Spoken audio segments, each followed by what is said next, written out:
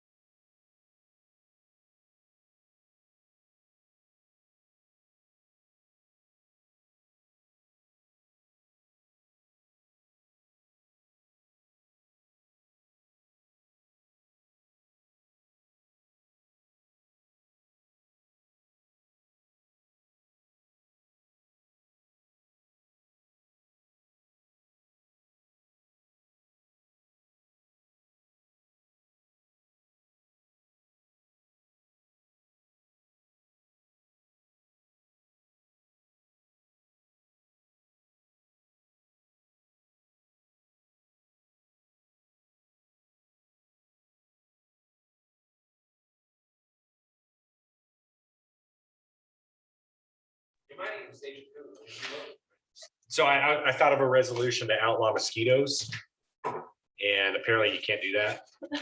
I think yes.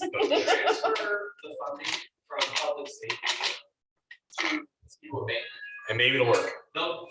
You throw enough money at it. They'll figure it out. I hate getting. We'll just contact the legislature.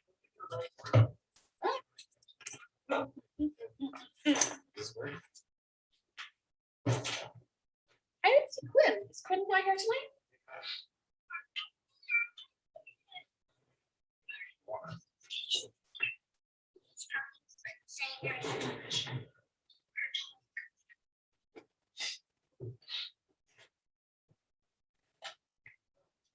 Oh, someone's been in my chair.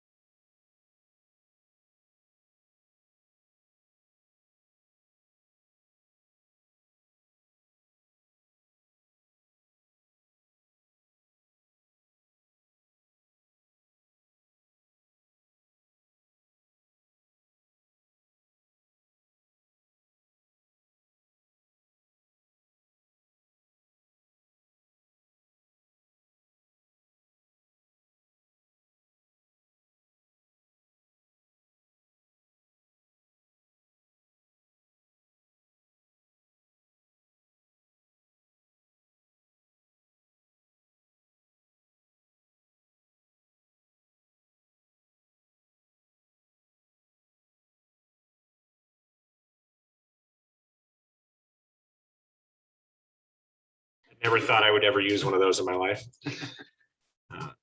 We'd like to welcome everyone to the Midvale City Council meeting for June 15th.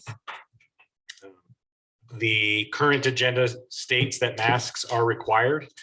However, Midvale no longer requires masks or social distancing, but does recommend following the CDC guidelines. For those wondering, it says in my paper that Mayor Hale is excused today and I'm filling in. However, I feel as Mayor Pro Temp, I didn't actually excuse him, so I might have to talk to him about that when he gets back. But then he's mayor, so I don't know if I can. Following Dustin's lead, when he was council, he suggested to start with he suggested to start with a joke. And I don't know a lot of municipal jokes, so I asked Matt, if he could provide me one. And he thought about it for a minute and said, the only joke I can think of is you're going to be running the meeting for today. So no jokes, I guess. And you placed him on administrative leave. Yeah, and weirdly, it's his last name. So now that we've broken some of the ice, we'll move ahead with our meeting, and we'll start with the Pledge of Allegiance.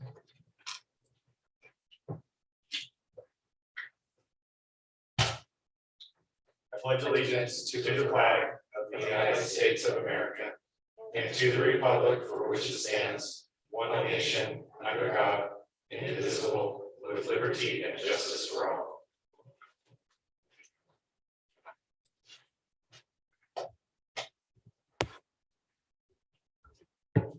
Perfect. Rory, will you do roll call? Yes, thank you. Councilmember Robinson. Here.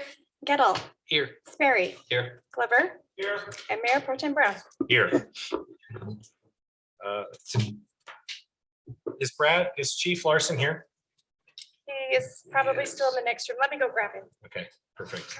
Thanks, Chief. He was We're on the just- phone. We'll get a report from him and then move on.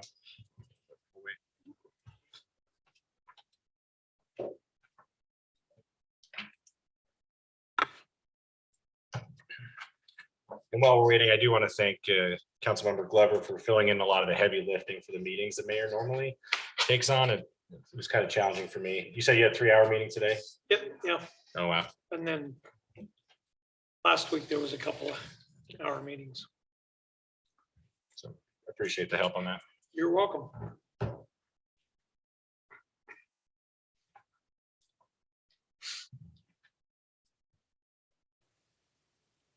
Told them if they rang a bell, you might get here faster. Yeah. Right? Yes, please. Sorry to put you on the spot. Sorry, I was trying to finish the cheeseburger and answer some calls on fireworks, so, It's your report. oh, sorry. Okay, I didn't know if I was supposed to say something beforehand. I got really nervous. So I'm glad you. I'm sorry, it's been one of those days, meetings and fireworks and emails back and forth. I apologize if you let me grab some notes. I can jump right back up. Perfect. Do you need a few minutes? Should I read the proclamation? Or, oh, he's good. Oh, nope, nothing. Okay, I'll just jump right in real quickly before I get into fireworks. Our new firefighters graduated. We had 32 new firefighters that are out in the field.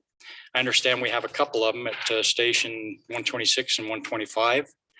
It's pretty exciting to see them come out and their enthusiasm for the job. A couple of captain promotions. One I want to point out was Captain Chad Green. He's one of your original Midvale firefighter paramedics. And he was at station 126 today. Really happy to see him. He's going to do a great job for you. As part of our seismic upgrades, all UFA fire stations will receive non-structural retrofits. Securing systems like generators, water heaters, gas lines. So that's a really good thing to get those all finished. The board approved the budget this morning. It went through, I think, fairly well. A lot of good compliments on our transparency. And again, if you'd like to look at it, it's on our website and fully available there. Fireworks restrictions. We have a map of all of the areas that are restricted from fireworks on our website, unifiedfire.org. It's an interactive map. The citizens can go there and look, punch in an address anywhere in the valley, anywhere in Midvale, and look up the restricted areas. The sales of fireworks starts June 24th. And we have some information on the times of discharge and the laws associated with that, as far as fines and penalties for discharging in areas that are restricted. And I can get that to Laura so that you can post that. This year, we're really encouraging citizens to celebrate fireworks, or the 4th, excuse me, without fireworks. And I have sent Laura just a nice flyer that you can get out to your citizens. There are a lot of really fun ideas of celebrating the 4th without fireworks, using glow sticks for children, noisemakers, outdoor movie night, red, white, and blue silly string, a birthday cake for the USA, just different ideas that I think would be a lot of fun. With or without a candle? Well, I guess if you got your extinguisher nearby, candles would be just fine, I guess. But that brings me to fireworks and restrictions. This year, we're really concerned, given the weather and the drought conditions, to say the least. We're at historical conditions along the Wasatch Front. I've received reports from the Forest Service that say that we're at historical, I don't want to say explosive conditions, but the vegetation moisture levels are almost at historic lows. And what they call the BTU output, or the heat output of these materials, is at historic highs. And that translates down in the valley, I think even maybe the same or higher, because we're hotter down here. The hot wind today, you've noticed. So we're really concerned with fireworks this year. In board meeting this morning, and I'm sure Matt and Councilmember Glover, you might mention this a little bit, but some of the mayors on the far east side, and Mill Creek, Cottonwood Heights, and Holiday are talking about a hard line at 13th East. And they're basing it on some of the information that we have gotten from the Forest Service on how dry things are. And going by the state statute that talks about existing environmental hazardous conditions, or current existing environmental hazardous conditions, and we're there. So we're really concerned about it, and had a really good discussion this morning at the board meeting on things we can do. Things that we're going to be doing for the 4th is have extra people out on patrol just to be visible. We've got extra units and rigs out all across the valley. So we're gearing up, and we're really concerned about it. And as conditions get worse, we're just kind of monitoring that to see how things go. So I want to mention a few quick things. Are you still on fireworks?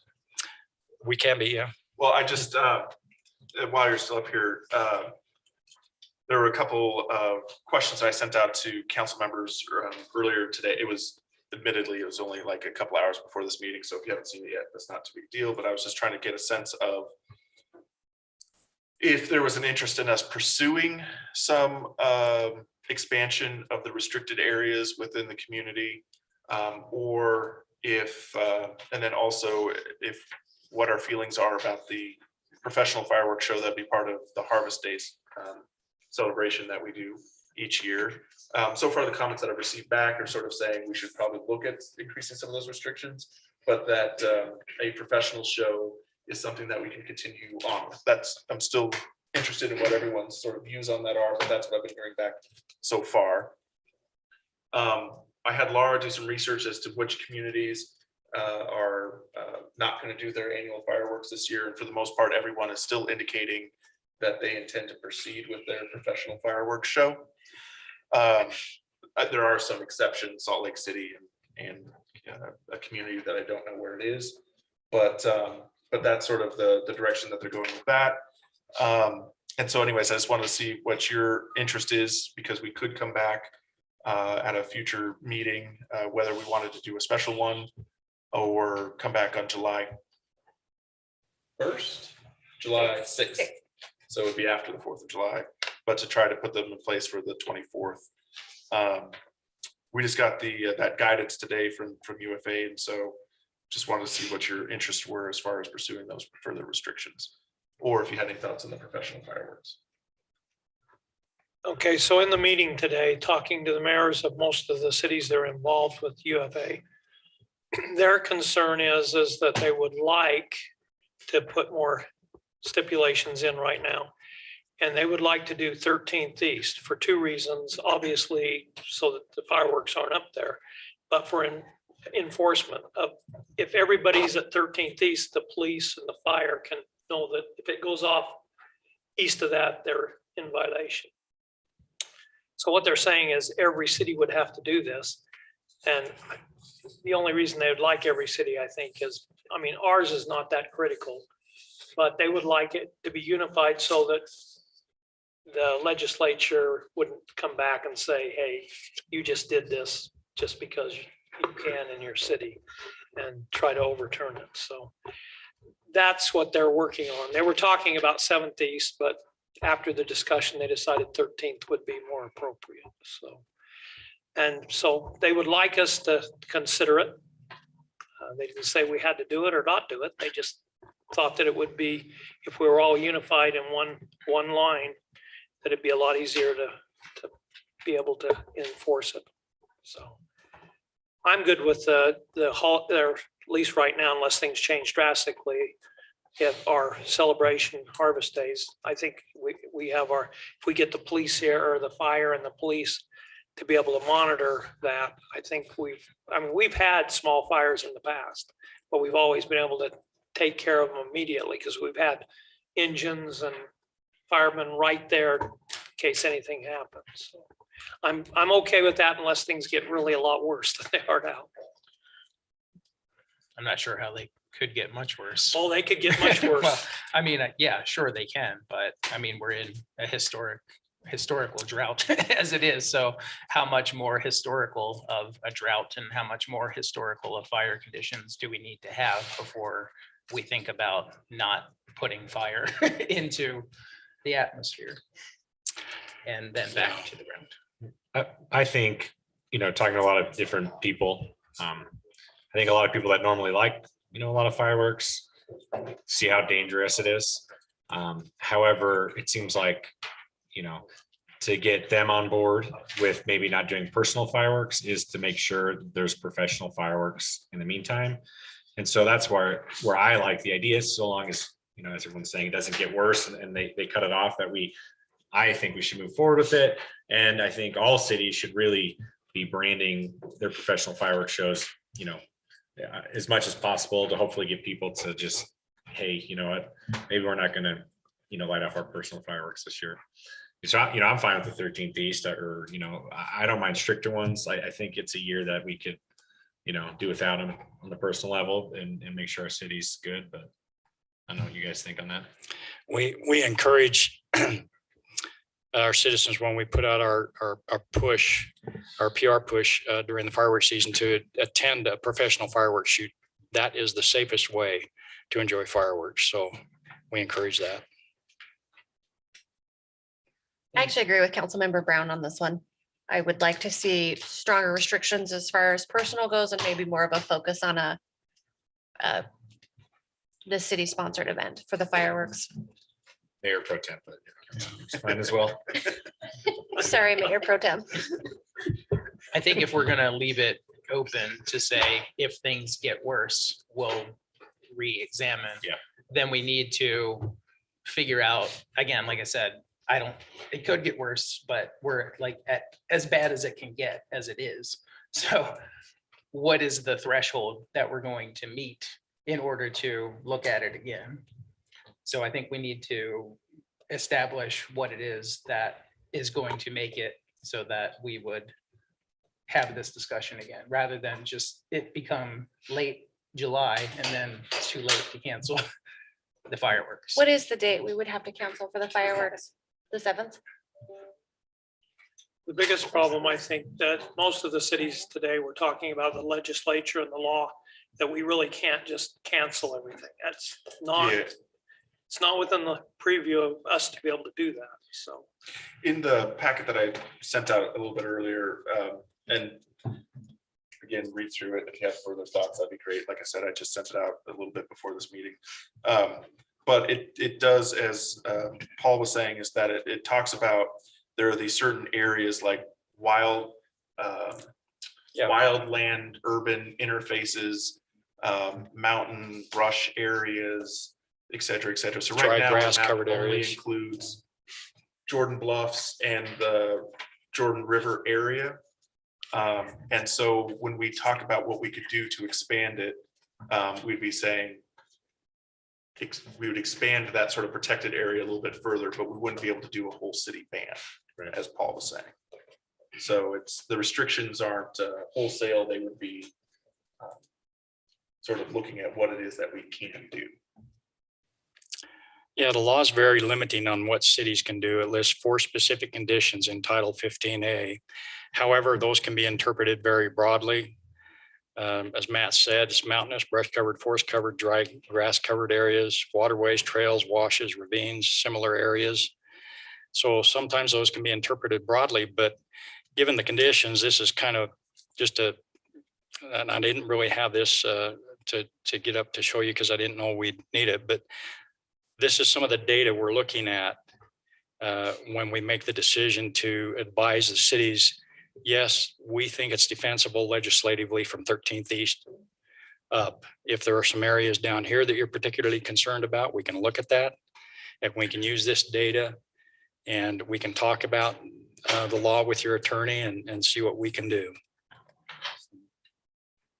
So just not sure if anyone else had other things to say, but so I'm sort of hearing, yes, unprofessional, look at some restrictions, but we don't necessarily need to have a special meeting next week to do that. We could do it later. We might only catch one of the holidays. Is that what I'm hearing? Or is there an interest in trying to do a special meeting and after we figure out how far we can push these restrictions? Well, I think all the other cities would like it done. Before, like especially the Before. 13th East one, right? Yeah, that's the one that they're really concerned about. And they think if we all go together, it's a lot better So, yeah, to get this through. some are meeting Thursday, some are meeting Tuesday to get this done. So if you wanted to look at, I know you mentioned some other areas down by the river bottoms, some that may not need to be restricted now because of development, but some that still may, because of the conditions, the wind, the dryness, the aerials and how the wind can carry them. We can look at going to some major demarcation marks like major roadways. So It's just interesting to me that someone thinks that the line between the river and 13th East is somehow not susceptible to a drought or something. I don't quite understand that, the Yeah. personal firework level, but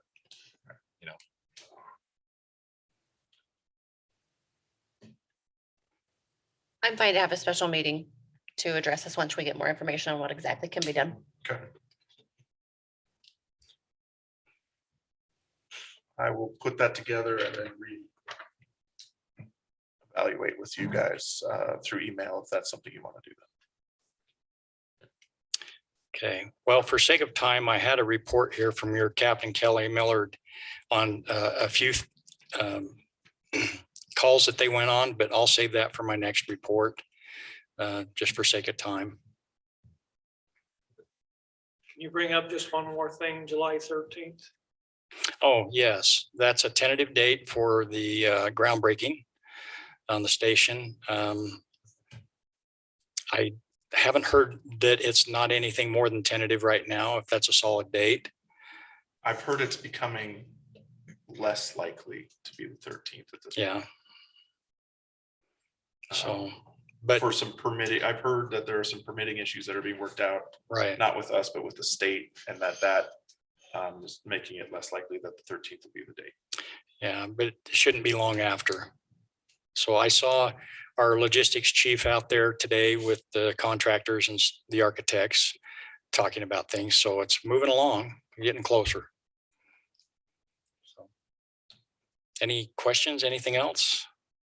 Again, I apologize for being kind of just running in here. I had a call from the state emergency manager and had to take that call. So It's a busy time for you.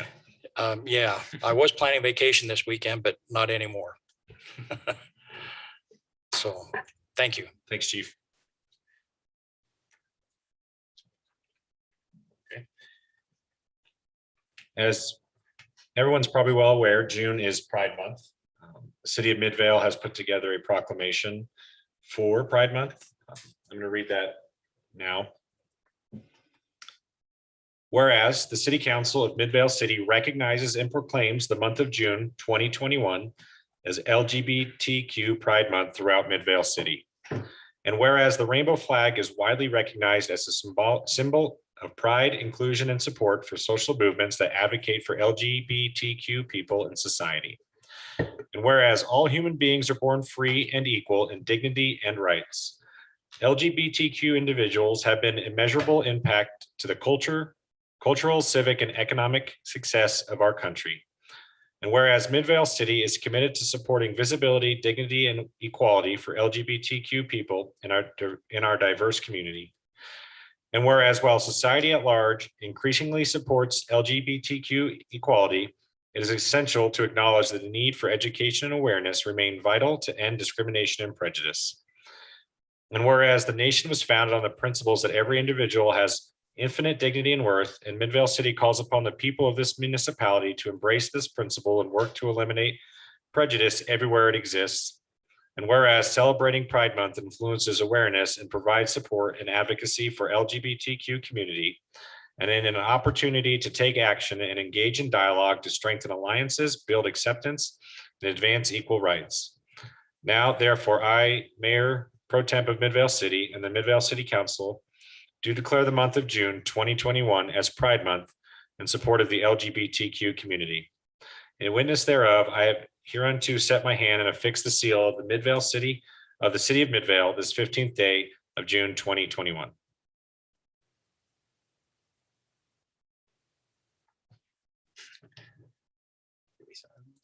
I think there's, Rory, there's a couple typos on here, so maybe we'll Oh, sure. point them out and Can we'll you sign.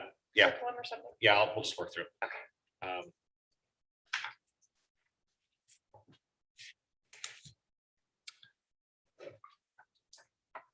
Okay, looks like now we'll move into our public comment section. Any person wishing to comment on any item not otherwise scheduled for public hearing on the agenda may address the city council at this point by stepping to the microphone and giving his or her name for the record. Comments should be limited to not more than 3 minutes unless additional time is authorized by the council.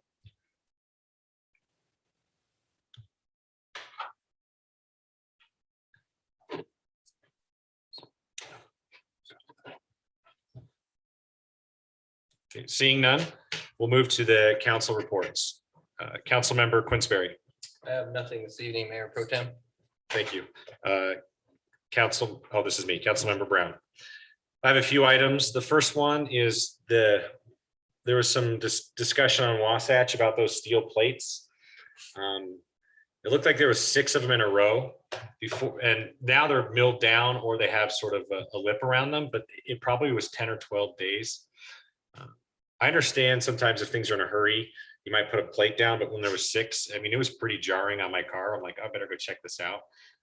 We want to probably make sure anytime that there's plates down for more than a day or two that I'm guessing it's code or something that they have to either lower it or mill around it. But it took a while and kind of a lot of complaints. And, I'd like to make sure, anytime there's that sort of work, we kind of get ahead of it so we don't have, people complaining. So, as far as the Arts Council goes, we've had a lot of trouble that everyone seems to have in getting the work done for the electrical upgrade. Every piece of steel, there was weeks and weeks backlog, every wire. We're supposed to be done in March and we might be done in the next week or two. So, once that's done, we can talk about the next steps. Like we mentioned before, we want to name that once it's all complete and painted, we want to kind of do a dual resolution with the city. We felt like Mayor Sagini did a lot for the arts and we wanted to name the actual hall, after her. So, I want to make sure it's done once it looks nice, because right now it still looks very much under construction, just to kind of keep that on your radar. Okay. And the last piece is, I kind of bring this up a lot and I wanted to bring a real world example just so it doesn't seem like, people complaining. But Roosevelt, there's an individual that's moving from Roosevelt that's a couple homes down from those townhomes. And I went and spoke to them and I said, hey, what's the reason moving? They're a 3rd generation Midvale citizen. And, he walked me out to his house and there's an F-150 on both sides of his driveway within about a foot. And, he can't see around them every morning. He's struggling pulling out. And he's like, the city can't change anything. We've built these townhomes. all of them are residents of those townhomes. And part of the issue is those garages aren't really big enough for a car in a bigger vehicle. So they'll park one car in there and then usually stick the bigger vehicle on the road. And so Roosevelt's become a one-way road. And we have forever, until those townhomes get torn down, lowered the quality of life for 10 homes there. You know, they can't park there. Their friends can't come over. Their friends park, they park, you know, further and further down the road. I feel for them. It's an awful situation. And, you know, when the developer comes in and we said, hey, this seems like an issue, and all the citizens said seems like an issue, and the developer's response is, hey, we're building to the code. And then they're telling the truth, you know, and so we have to do a better job up here to make sure we're not looking at studies and numbers for things that maybe aren't applicable. I mean, we have plenty of examples of parking issues, and there's a lot of pressure, external pressure to lower those parking numbers when the reality is it's just not there. You know, so I would, you know, anyone looking at parking or anything to just go look at what 10, or I guess on that side, 20 townhomes can do to a street. You know, it's unusable, it's dangerous. And, you know, we want to try to avoid that for the future. And that's all I have. Councilmember Robinson. Thank you, Mayor Pro Tem. I just wanted to give a quick announcement for everyone to watch Facebook on the Midvale government page and the Midvale residents page.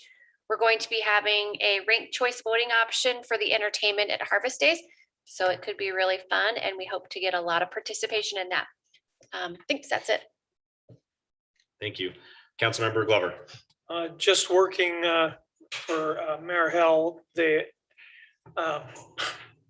financials for the UFA and also the UPD are working on this week.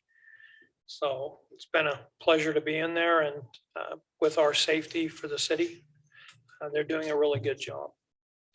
Thank you. Thank you. Councilmember Gale. Just real quick, I did get some similar complaints to what you were mentioning with the plating on Wasatch. Only the complaints I got were from plating on Bingham Junction with the new construction. I guess I'll look over here to Glenn. So at Bingham Junction, at right around like Seguin Boulevard, they threw down some plates there that you know, they're pretty elevated. So you know, I see people hitting them all the time pretty hard. So I don't know if there's some little something you can do to ease that transition a little bit better, or Utah. Yeah, Or there is. direct them to do it. I'm not familiar with that road cut permit, if the criteria is in there for the plates, but that's something that we can work with engineering on and It's do. It's especially bad, right? Okay, the ones on Wasatch, those were Dominion Energy, and we were working through it, but there was a bit of a delay for them to get out and fix it. Yeah, the one in Seguin, I was with my bike and I got off my bike to make sure like I could get around it because it looked like I was climbing a mountain. Yeah, it's pretty bad. And, you know, as the chief knows, I always go the speed limit going to and from my house there.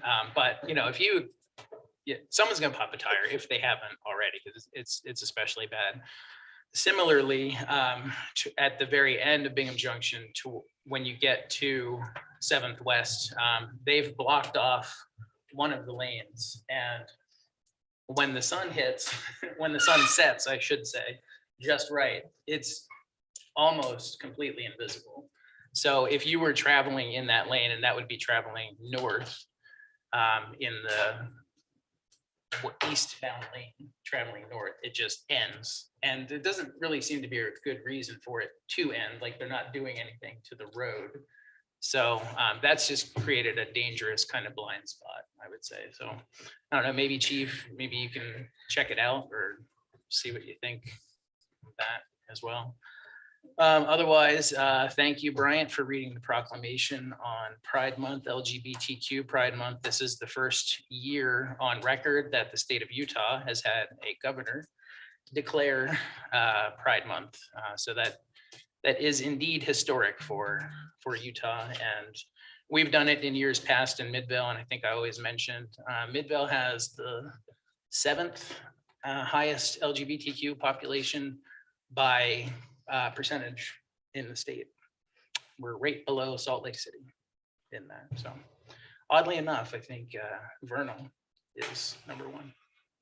The highest concentration of LGBTQ households. But anyway, so it's great that we have been ahead of the curve there. And it's also great that Governor Cox has made that proclamation for the state this year.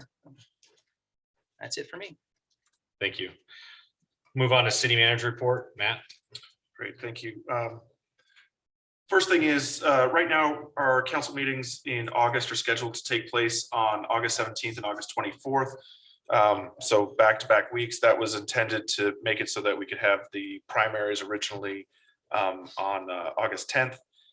With that, with there being no primary, we wanted to see if the council would be amenable to changing the schedule in August to being having the meetings on August 10th and August 24th.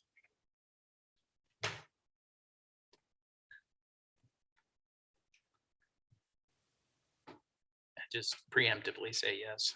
That's fine. Yep, that's Yeah. fine for me. It's fine for me too. Okay, perfect, thank you. The next thing is, as many of you are aware, the governor released his second executive order with regards to the drought last week. There were a variety of things that were included in there. Some of them included directions on how the state should water its property. What we're gonna look at doing is following their lead. And for sort of all of the non-park spaces that we take care of, we will be reducing the watering on those properties to 2 days a week, in line with what the state directions are. While that includes some of our city facilities, the biggest areas where that would be noticed are some of the larger park strips along Bingham Junction Boulevard and 7200 South. We fully anticipate that, this will cause browning, and we're sure that there will be some complaints about that. But we think that it is a one prudent step that we can take to help address some of the issues of water conservation. Glenn and Keith and others will be working on continuing to look at other options for water conservation going forward. One other thing that I've asked Glenn to do too is to continue to look at these areas where we're going to reduce watering to make sure that we might be stressing the grass, or it might go dormant or whatnot, but that we're not going to have a situation where we're going to have to replace a lot of sod or turf, next year or something like that, when the skies open up and we receive all the rain we could hope for. I've been promised that will happen.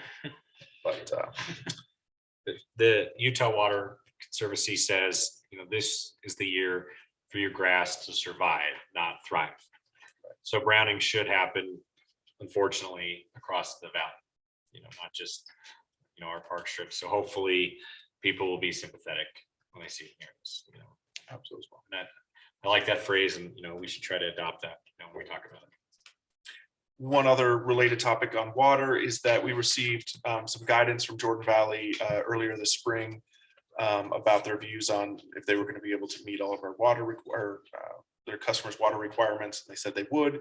We received an update from them this week that indicated that while the available water was less than they had anticipated, they still are confident that they will be able to meet all of their customers' demands this year for water. And so while there is no enforceable water restriction, they encourage that we try to conserve the water, but at the same time, they feel confident they'll be able to meet our needs. And then moving on from water, I brought this up last week, but it continues to be an issue. Our bathrooms at our parks continue to be both vandalized, and there is deplorable behavior going on within those bathrooms. And so we're continuing to look at, we've received bids for putting up cameras and extra lighting, and we'll be moving in that direction. But we're looking at other alternatives because our very dedicated staff of parks employees, which there's not many of them, spend a significant amount of time most days continuing to clean those bathrooms as opposed to working on our irrigation and other working on burials and some things in our cemeteries and whatnot.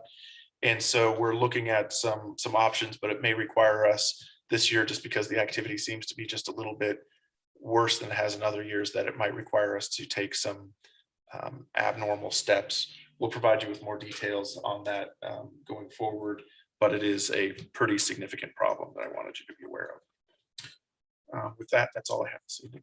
Thank you, Matt. We'll move on to the department reports. Nate, up there. Community development. Thanks, Council. This will just be a very quick report.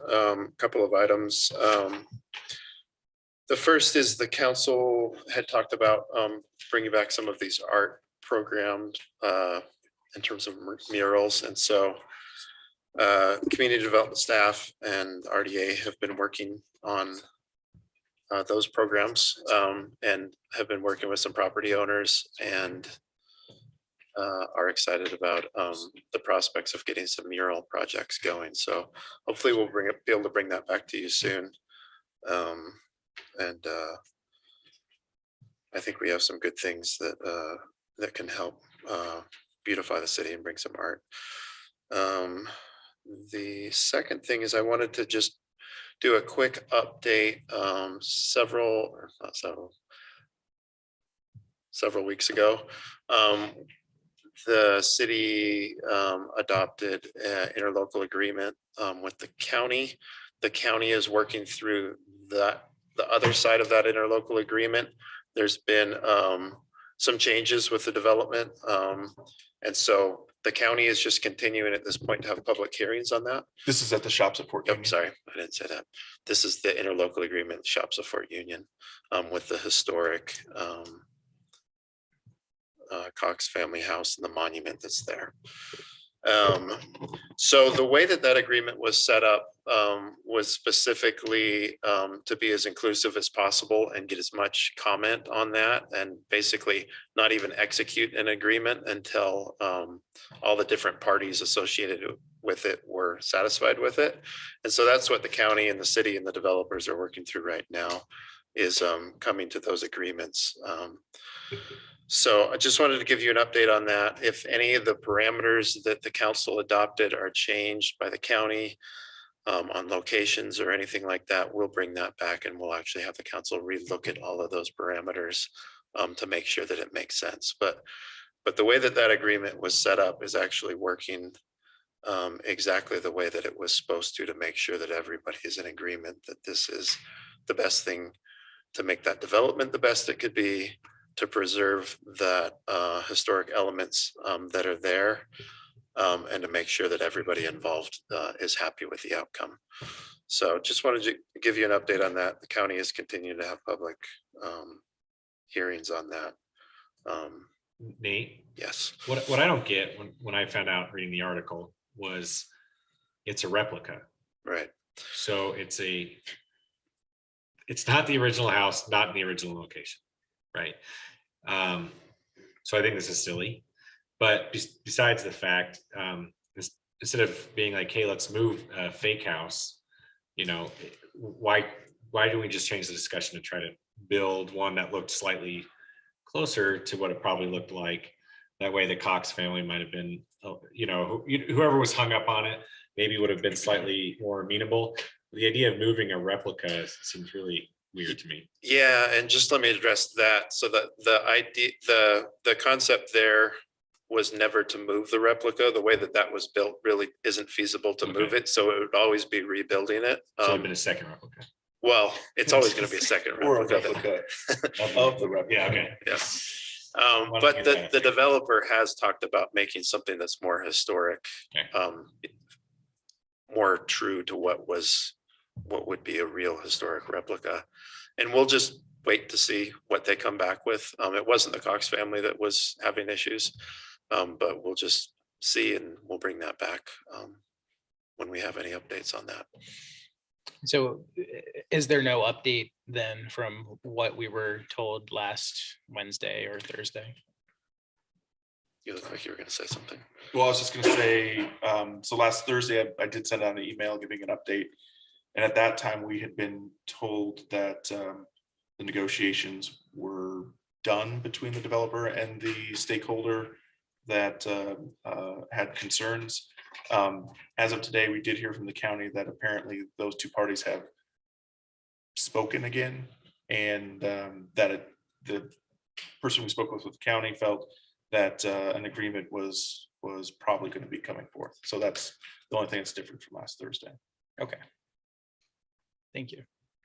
Those are the only updates I have, but I could answer any further questions if anyone has anything. Nope. Great, Thank thanks. you. In my joke that to fire Matt, he has now made my life way more difficult because it's now not 7. And so he has suggested we jump to the very bottom of the agenda. So hopefully I don't get too lost in this this maze. And he's laughing at me right now. Not with me, I'm pretty sure. No, with you. With you, okay. So we're When you gonna say move. the end, you mean adjourn? Yes, the very end. So just waiting for a motion. I mean, he made your job easier. Easier. No, definitely not. So we're gonna move to the discussion item. If Kyle, are you okay with that? There you go. To discuss office of the state auditor's fraud risk assessment. We had I move that we change the agenda to indicate line item 10 to now be line item 7. Yeah, from 10 to 7. All in favor, say yes. Yes. Hi. Passes. Any discussion? I've been waiting to do that all day. Go ahead, Kyle. Thank you, Mayor Pro Tem. So what this discussion item is each year as the Chief Financial Officer, I am to come to you as the City Council and discuss the State Auditor's Office Fraud Risk Assessment template. I did do this last year, last June, and I'm sure you all remember because it was so entertaining.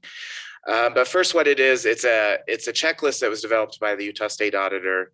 And what the intention behind it was to help measure and reduce the risk of fraud, abuse, and noncompliance in local governments.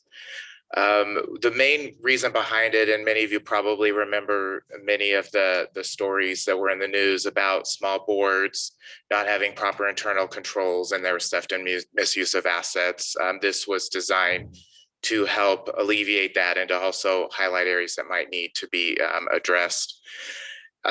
So what this assessment does, it assigns an overall risk level of undetected fraud based on a point system that the State Auditor's Office set up. One of the many disadvantages is the same assessments are used for both small governments or boards with no staffs. There's some that it's a 3-member board and there's no staff and they're in control of that. To large entities such as Salt Lake City, who has thousands of employees, they all use the same template, including us. What this assessment really should be is a starting point for regular review of internal controls, which we do as internal staff, and then our auditors, our external auditors also do an overview of a risk assessment audit when they come in and do the external audit every year. So the methodologies and purposes between what an external auditor does and what this assessment does are different.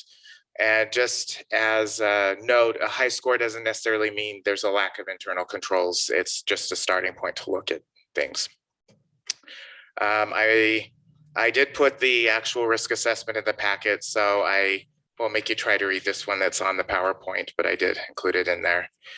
So a few things that we scored high in. So we do have separation. We have good separation of duties, especially considering in the finance department, we do have a small staff, but we do a good job on keeping things separated. And we are also good at using other department employees to help with that separation where our finance department is so small.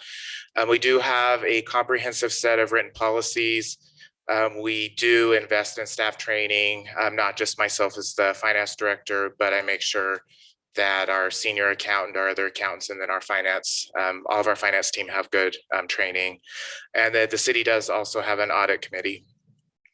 Some things that we can improve on, and many of these are the same as last year, As we currently don't have formal adopted cash receipting policies, we do have internal policies that the department uses, but they haven't been adopted by you as the city council, and they're not actually in our documented financial policies. We also don't require employees to sign an annual statement of ethical behavior. And then for the city council, they do require a training at least every 4 years on basic internal control concepts. And we also do not have a fraud hotline at the current time. So overall, our score is 290 out of a total possible score of 395, which puts us at the moderate risk level, which is the same as last year.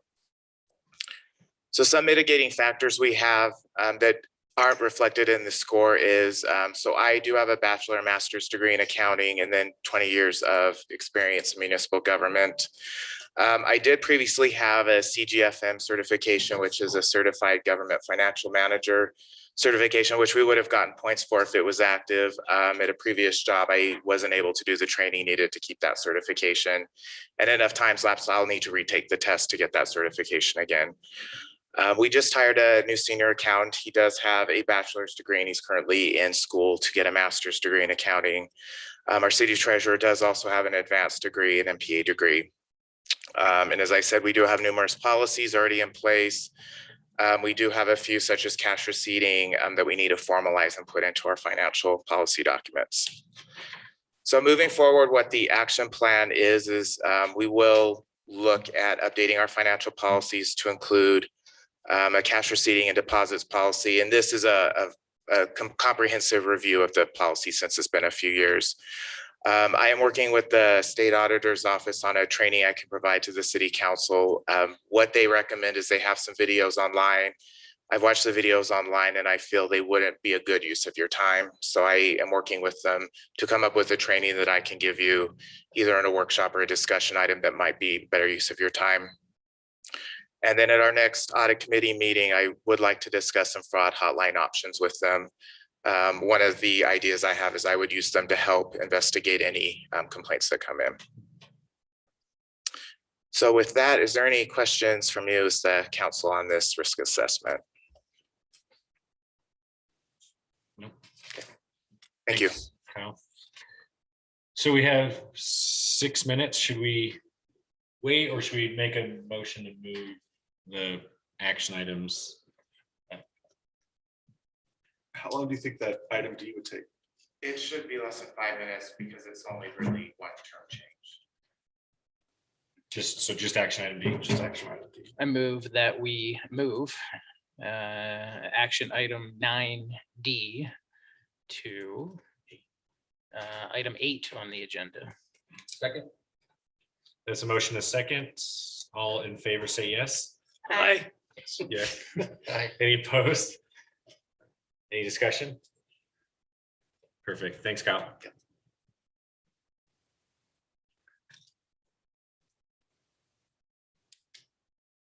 It'll probably take longer for IT to pull up the slides than to me just to talk through it.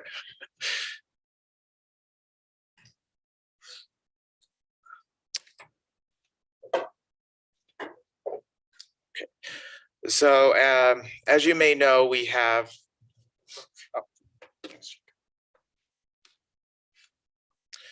as you know, we contract with Salt Lake County Animal Services for our animal control services. We have a contract with them. There have been 2 amendments in the past. The County Animal Services has requested a 3rd amendment. All of the terms are the same as the previous 2 amendments, with the exception of the price will increase 2.5%. From about $282,000 to $289,000, or about a $7,000 difference.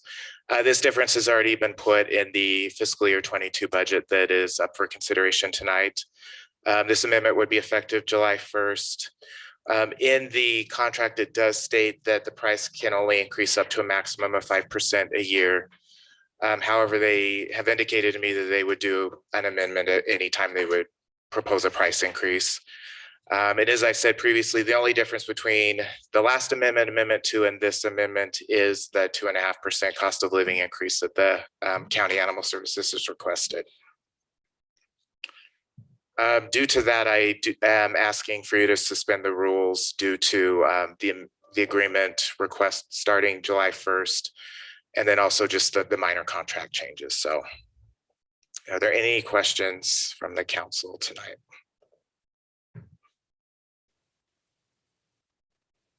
Nope. As long as you're wearing a tie, that's the only time that we suspend the rules. I was excited I got to wear it. I've got a collection of ties from previous jobs and I now get to roll them out again. We're looking for motion, right? Yeah. Okay, perfect. Do I hear a motion? Sure. I move that we suspend the rules and adopt resolution 2021 R25 approving amendment number 3 to the interlocal agreement for animal services between Salt Lake County and Midvale City. Second. That's a motion and a second. Is this a roll call? Yes, Yeah, roll call. Councilmember Sperry. Aye. Glover. Yes. Robinson. Aye. Brown. Yes, And Gettle. Yes. perfect. Thank you. Thank you. Kyle. Harry, you should talk slower. Right. We still have- Should we just take a 3-minute break? Yeah. Try to squeeze another one in. All right. Yes. Yeah. Quinn's getting all his yeses in right now. Perfect. Let's take a break until 7.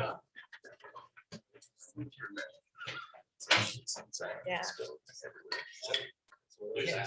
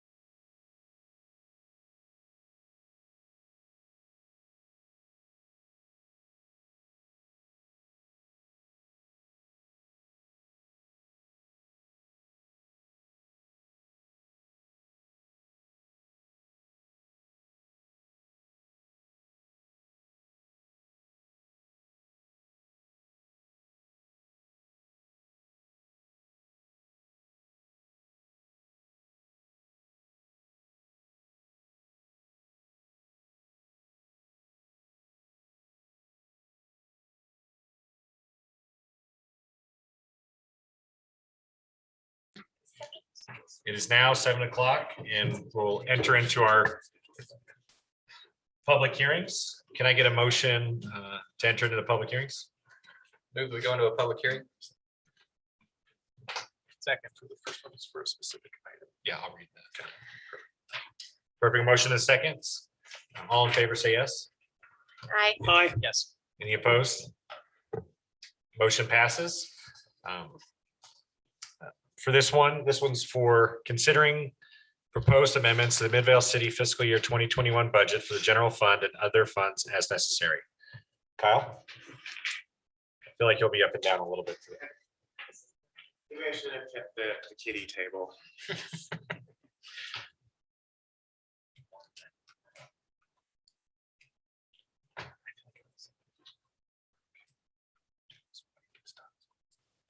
This isn't the right one. There's one that says like FY 22 budget opening number 3. But we'll need that one soon. Yeah. Oh, okay. Oh, this is the one. Sorry. No, you're good.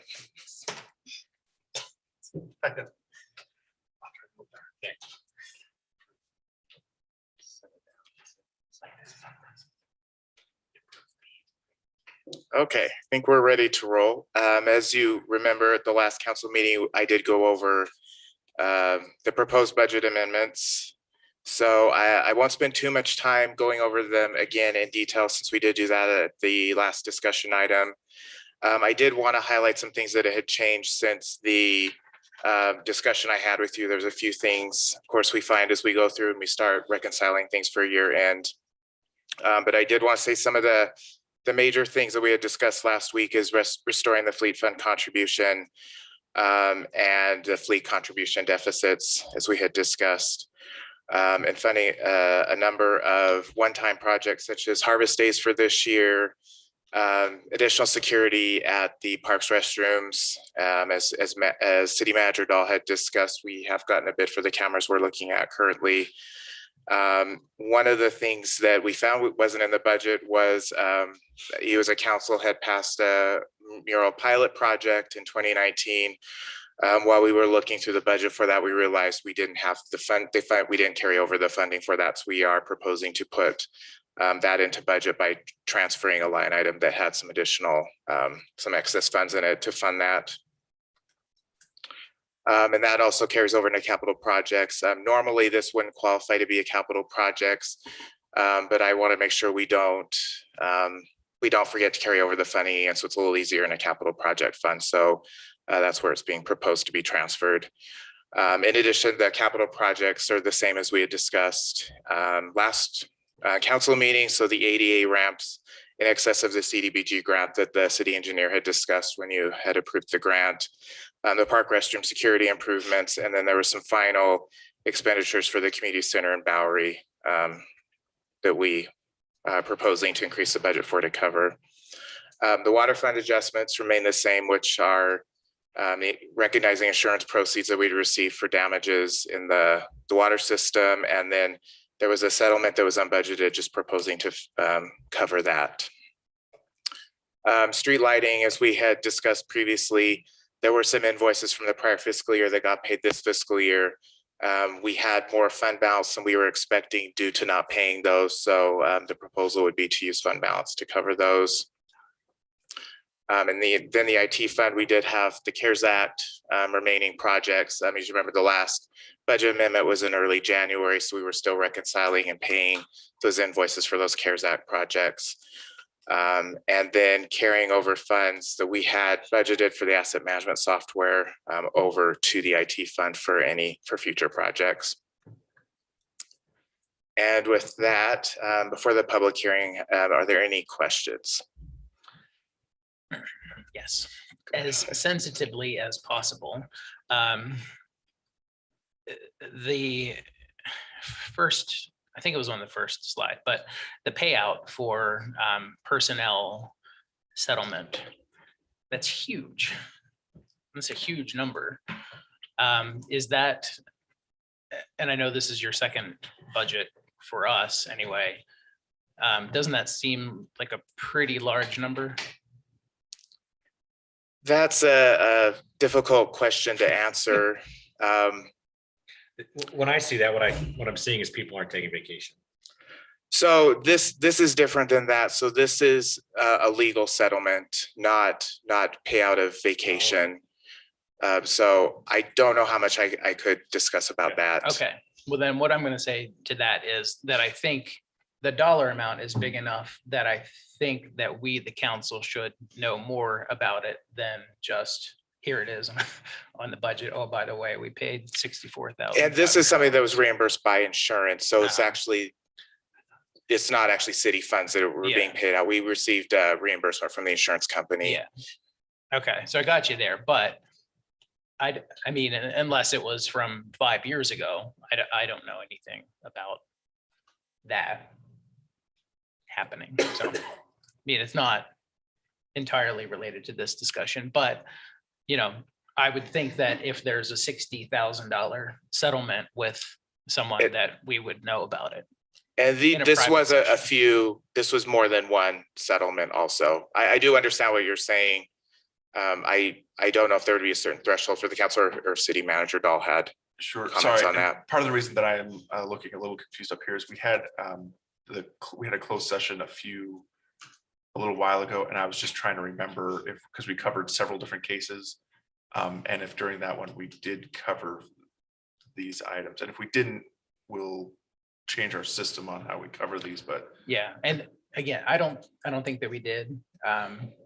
But yeah, and I'm not saying that this should happen in an open session to talk about this, but you know, it was just a jarring number to see and not necessarily have the background on, you know, why.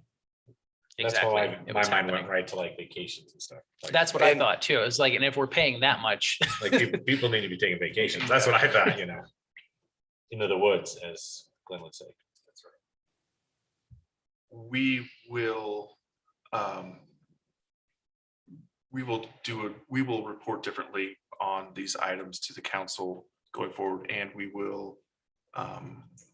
we can have a closed session at the next meeting to just cover these in more detail. This special session even might be shorter. I don't know. Yeah. But yes, we can since it's a short meeting, we can do a closed session on there, or come up with another way of distributing that information in consultation with our legal counsel. so then, okay.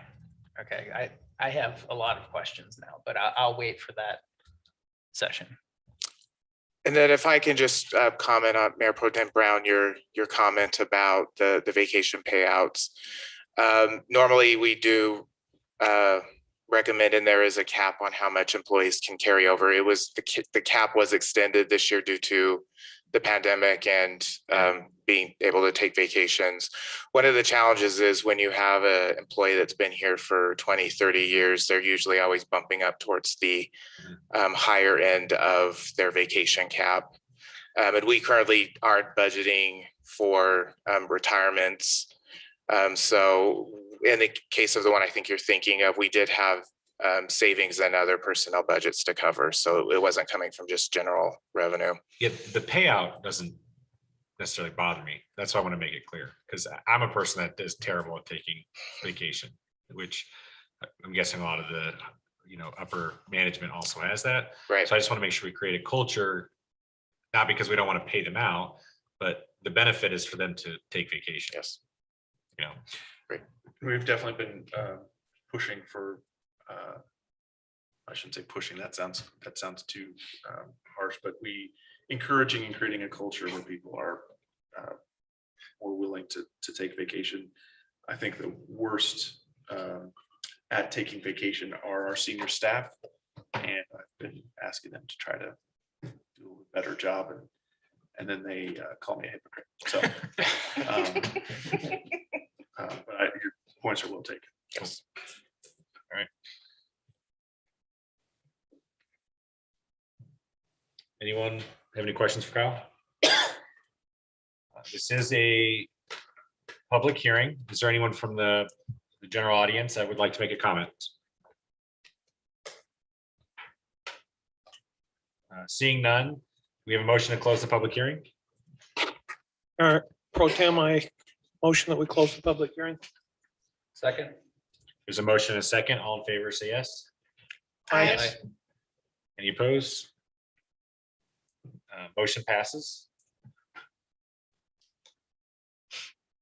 Do you have the proposed motion? Perfect.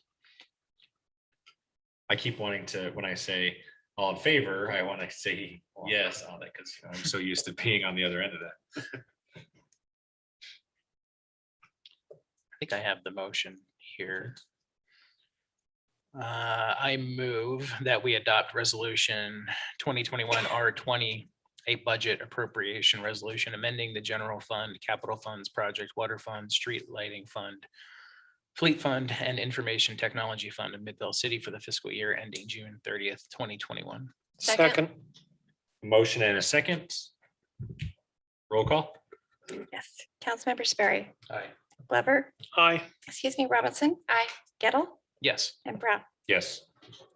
Motion passes 5-0. Thank you. Thank you, Kyle. All right, now we'll move into item B. Is there a motion to move into a public hearing to consider a proposed text amendment to modify certain use and parking standards in the regional, commercial, and clean industrial zones? I move we move into a public hearing. Second. There's a motion and a second. All in favor? Aye. Yes. Aye. Any opposed? Hearing none, motion passes. I think we turn this over to Al. Oh, there, I didn't see you behind it.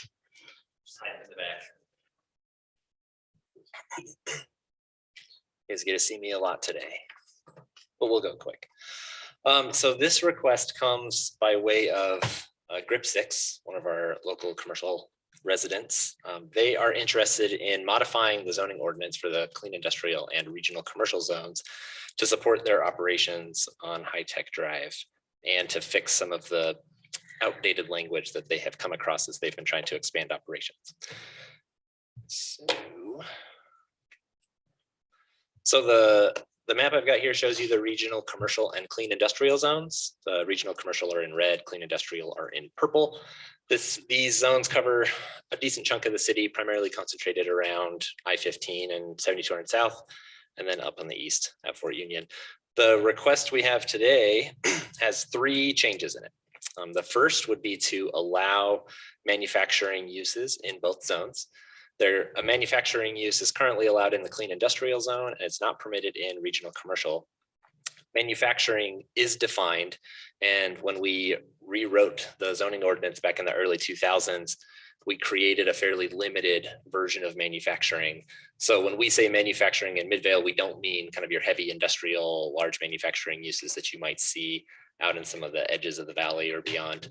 We really mean uses that are located entirely within buildings and don't create impacts outside of those buildings on their neighboring parcels or neighboring properties. So they're really limited. They're not really that much different than kind of any other commercial use because they're not having impacts outside of that building. The second change would be to remove the assembly use from both zones. By making manufacturing allowed, we're also covering assembly already. Assembly is a subset of manufacturing. It doesn't need to necessarily be listed separately if manufacturing is allowed. And then the third would be to modernize the parking requirements for manufacturing uses in both zones. The manufacturing use is listed in both zones for some reason, and it requires 2.5 parking spaces per 1,000 square feet of floor area. That's a pretty high standard for a use that nowadays really occupies a lot of space without having a lot of employees attached to it. So modern manufacturing has a lot more automation, a lot more larger machinery in it. So when you talk about parking standards, if you base it off of just floor area, you're going to require a lot more parking than is going to really be warranted based on the number of employees that are in the building. So this change proposes to modify it to be based on the highest number of employees on site during any given shift. And that's it. It's a pretty straightforward request. I've got Mr. Rogers here from Grip 6 if you want to ask him any questions, and I'm happy to answer any as well. We do at the staff level support this. The Planning Commission recommended approval in a public hearing last month. So we're now here in front of the council. Just a question. What if they say they're going to have this many employees and then all of a sudden they double the amount of employees? Then what? That turns into a code enforcement issue that we'd have to address with them after the license is issued. That is a reason by which we can revoke a license or deny renewal when the time comes. So we do have some mechanisms in place already to address that issue. And if it becomes a problem, we've got Detective Wayne out there that can take care of it. Yeah, that would be my only concern. It's just that as long as all of a sudden, I mean, their parking's great, and then all of a sudden they're parking everywhere and they've got a lot more employees, that could become a real problem. We do, this wouldn't be the first use in the zoning ordinance to use that kind of calculation, although it has the potential to be the largest one for that reason. So we would keep an eye on it for sure. I wouldn't mind, manufacturing and assembly and whatnot, could be, your imagination can take over. It looks like we do limit like smoke, fumes, odors, glare, blah, blah, blah. I wouldn't mind hearing a little bit about what RIP 6 would be doing there and mostly from the, anyone listening in or something along those lines to know, it's not like, a chemical factory or something along those lines. So is that part of this presentation at all? We can have Mr. Rogers step Yeah, up. I would appreciate that. I don't know about everyone else, but yeah. I'm Kevin. Nice to meet everyone. I spent a fair amount of time in this room in the last few months. Everyone's been super nice, so thank you. Kevin, can you give me your last name? Rogers Kevin without a D. Rogers. Yeah.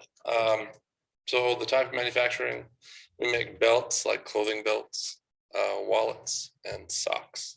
So it's not weapons grade plutonium. There are no chemicals. It's good. To give you a couple of ideas, for example, sock machines. We're probably only one of, actually, I don't know the exact stat, but there's only probably half a dozen sock knitters in the United States. We make our socks out of Utah wool. One tech operating a sock mill or whatever that may occupy 10 foot by 10 foot. One employee can run 10 of those. And so the ratio that we have is 1 to 10. So if you want to do the math on that, it's substantially lower. And that's my argument probably would be as far as the parking thing. And I'm passionate about what you made in your earlier comments about parking, because I live on a street that has been affected by multifamily dwelling. We've paid for sound studies on our both properties because we're on high tech now. And this other one, we want to make sure that we're good tenants, number one. I've talked to everyone on the street. There are a number of people already manufacturing on high tech. We've done in the last 2 or 3 weeks, we've done 4, just personally drove around and counted every single parking stall to see. We already know there's probably half a dozen people manufacturing in this space just under a different title, right? The lowest number that we got was 68% unoccupied spaces. And what that really comes down to is there's no way anyone can be competitive in the United States manufacturing with a lot of labor. It is so difficult to do already that if you're relying on what we think of as 1940s manufacturing, people operating a sewing machine, you'll be out of business in 5 minutes. It's a lot different. We spend most of our time today trying to find out ways to do automated things. Socks happen to be one of those things where a machine can make a sock. You guys should all come take a look. It's like some Dr. Seuss machine that pumps out a sock every so often, and if we didn't have access to that kind of machinery, there's no way we'd be making socks. So we're mostly looking for things. There are a few vestiges of American manufacturing, and GRIP 6 prides itself on trying to find supply chains that can be purchased inside the United States. So things like wool can be bought in Utah. Our webbing suppliers both come from North Carolina and Boston for our belts. All of our wallets are certified American products. So the next one we're looking at is plastic injection. Same thing, a plastic injection machine can sit and operate without anybody really touching it. And we currently already operate a half a dozen automated robots. The more of those we can get involved, the better, especially when they do jobs that people don't really want to do anyway. So for the most part, though, there's no chemicals, no fumes that leave the building. Our biggest nuisance thing is lint, from socks, which we have a filter and we clean. So we're pretty clean and dedicated on that level to. We're a pretty green company, actually. We donate in the last 4 years $250,000 to conservation causes. I actually manage that program. So yeah, any questions, I'm happy to answer them. Does anyone have any questions? How many human beings do you employ? Currently between 2 shifts, I think 80 is the maximum. But that averages, we've done our own counts. I think right now we average about 45 to 50 per day. I think we have 86 stalls. I think that's a fair point to make because, you know, the way you described it, to me, my head went to, oh, okay, there's like 2 people in this building and the rest is robots. You know, Well, so that would be like one of our owners, that would be his dream, but yeah. it's not that we've never fired a person over automation, if that makes sense. What's cool about what we're doing, and I cannot impress upon you how rare it is actually. No one manufactures. I mean, not no one, but statistically, no one in the United States is very poor in manufacturing. And then you may read the news, but like China is doing some things to the United States, leveraging that manufacturing as if it were a weapon. So we're not anti-China, we're not anti-anything, but there's a lot of lost value in American know-how, and our hope as a company, our mission statement generally is to either bring some of that back if possible, find it if it's lost. We probably have 4, that are mostly back east. We have 4 gentlemen who are in their 80s who are on our payroll, who used to run sock knitting mills back in their heyday, but that's where the knowledge base is. There just isn't any young people doing it. So we're just trying to maybe latch on to some of those things that are feasible to do here and still economical, and see what we can do to at least do our part to make a dent in, you know, what every one of you, I tell this to everyone in my spiels, but if you go home and just dig through your closet, if you can find one thing that's made in the United States, I'll give you $1. Especially in the clothing world, it's like 98% of all your shoes are made somewhere else, and clothing is 99.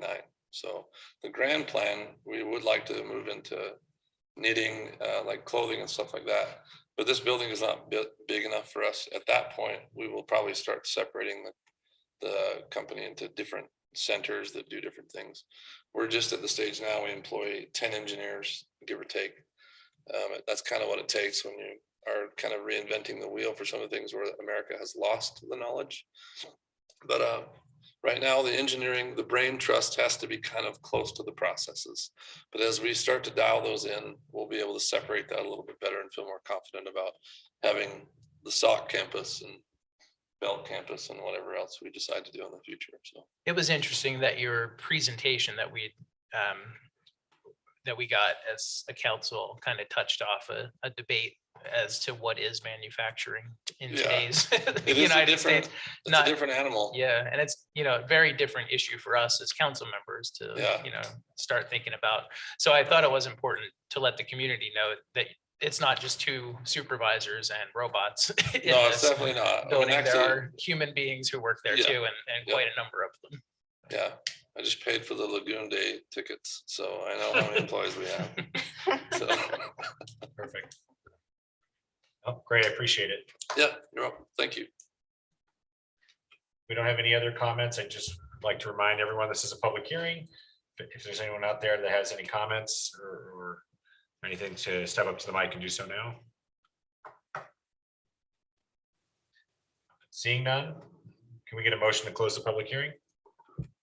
A motion, we close the public hearing. Second. There's a motion and second. All in favor? Aye. Aye. Any opposed? Motion passes. Now, anyone in council want to make a motion? I just have a question real quick for Alex. Was there some, I thought that there was some question among the staff about this motion or about this amendment. Was there not?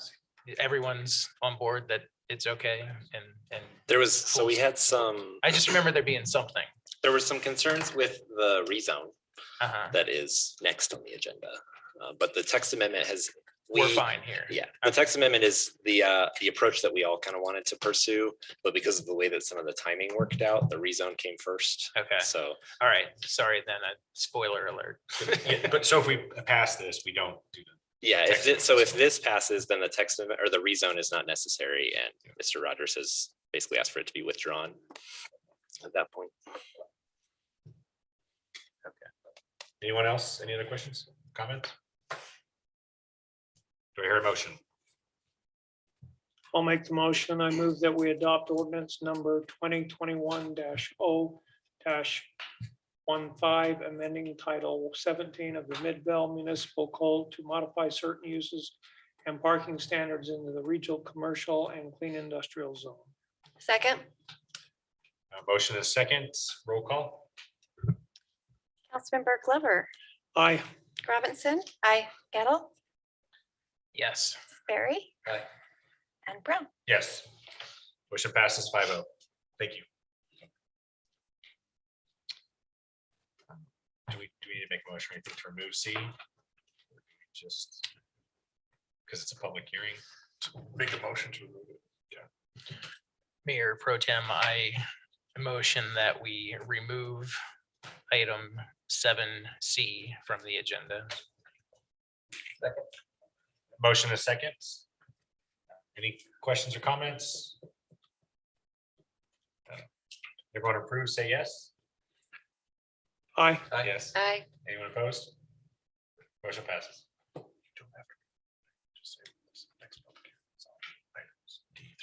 Perfect. Okay.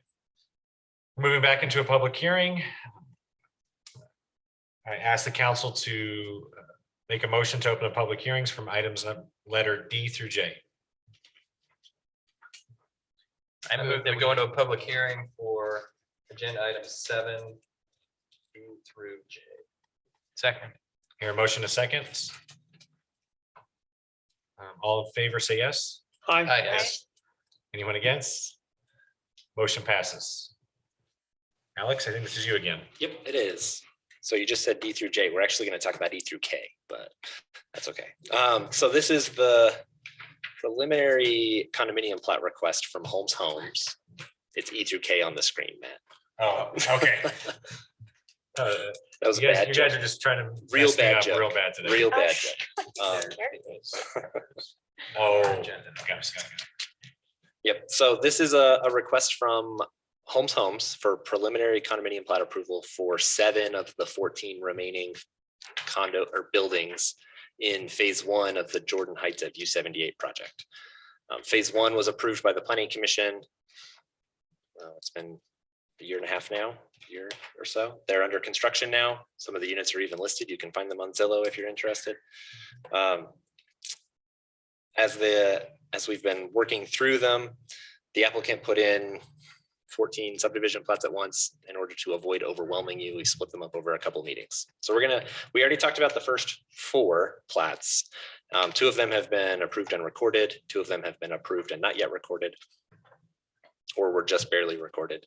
The next 7 are the ones that I've marked here with the stars. This is phase 1E through 1K, J. 2, 3, 4, 5, K. Through, there's supposed to be another star there. They're all basically the same request. They're 5 or 10 unit condominium buildings. They've all gone through the standard review process for condominium plats, which goes in front of our city engineer, public works department, and fire marshal and planning staff. They've all been reviewed and approved with some technical corrections to be made, as is typical for condominium plats like this.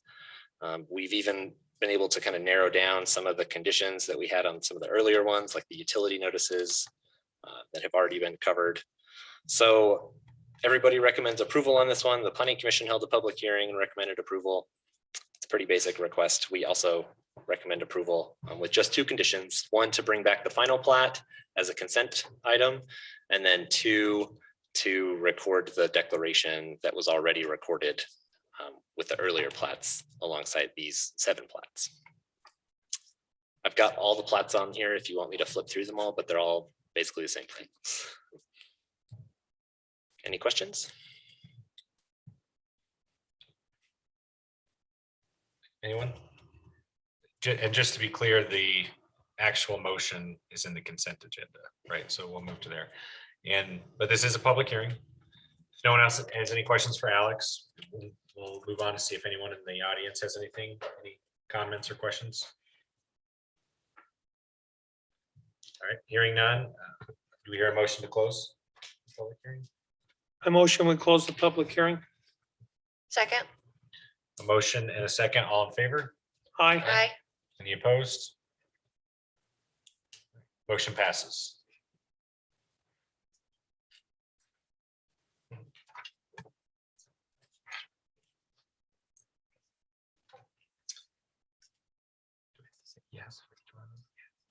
Okay, we're moving on to the consent agenda. To consider minutes of June 1st, 2021. Consider a 10-unit preliminary condo plat for Phase 1E of the Jordan Heights at View 78 project located at 8342 South Sky Mirror Lane. To consider a 10-unit preliminary condo plat for Phase 1F of the Jordan Heights at View 78 project located at 8362 South Iris Lumi Lane. Consider a 10-unit preliminary condo plat for Phase 1G of the Jordan Heights at View 78 project located at 8355 South Sky Mirror Lane. Consider a 5-unit preliminary condo plat for Phase 1H of the Jordan Heights at View 78 project located at 8374 South Sky Mirror Lane. Consider a 10-unit preliminary condo plat for Phase 1I of the Jordan Heights at View 78 project located at 8359 South Iris Lumi Lane. To consider a 10-unit preliminary condo plat for Phase 1J of the Jordan Heights at View 78 project located at 8345 South Iris Lumi Lane. And to consider a 10-unit preliminary condo plat for Phase 1K of the Jordan Heights at View 78 project located at 8344 South Iris Lumi Lane. Can you repeat that? Oh. Do I hear a motion? I move that we approve the consent agenda. Second. Motion and a second. Rory, roll call. Yes, Councilmember Robinson, Yes. Gettle, Yes. Sperry, Yes. Glover, Aye. and Brown. Yes. Motion passes 5-0.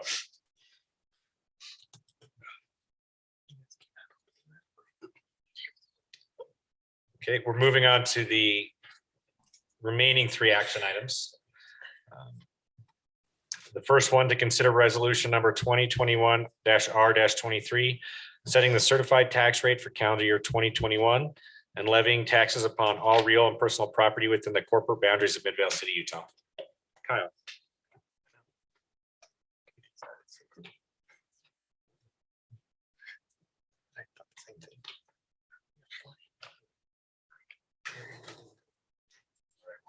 Yes. Thanks, Jake. Okay, thank you, Mayor Pro Tem. I just have a few slides tonight about the proposed certified property tax rate. First, I just wanted to give a brief overview. I know we've gone over this many times, how the property tax is actually calculated, but if there's anyone in the audience or online, I thought it'd be good just to go over the property tax basics of how this number is calculated and what it really means.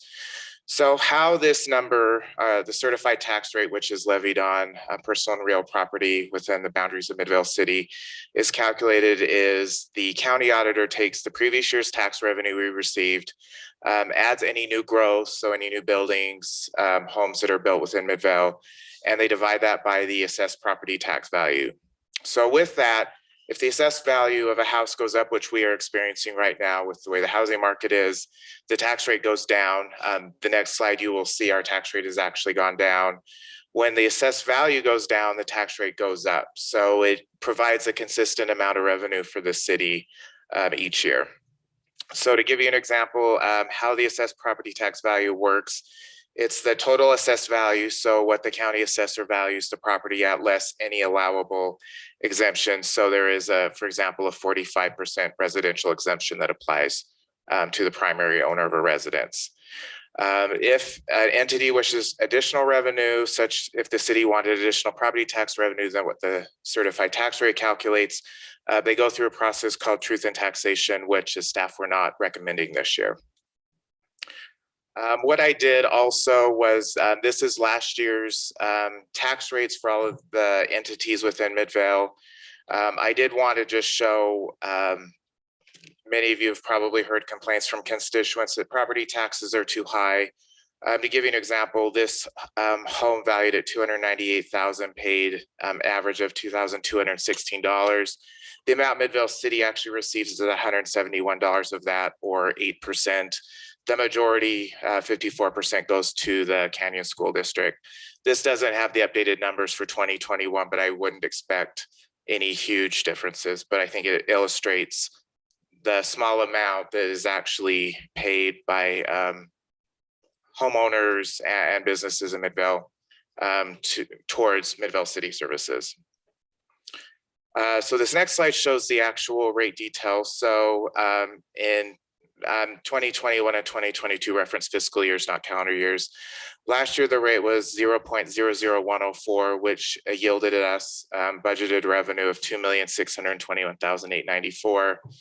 This year, the rate, because assessed values have gone up, is actually decreasing to 0.00099, or about a little over 2.6 million, or a difference of 1.2% from the last year. And then below that, I show the base amount we got last year, $2,621,566.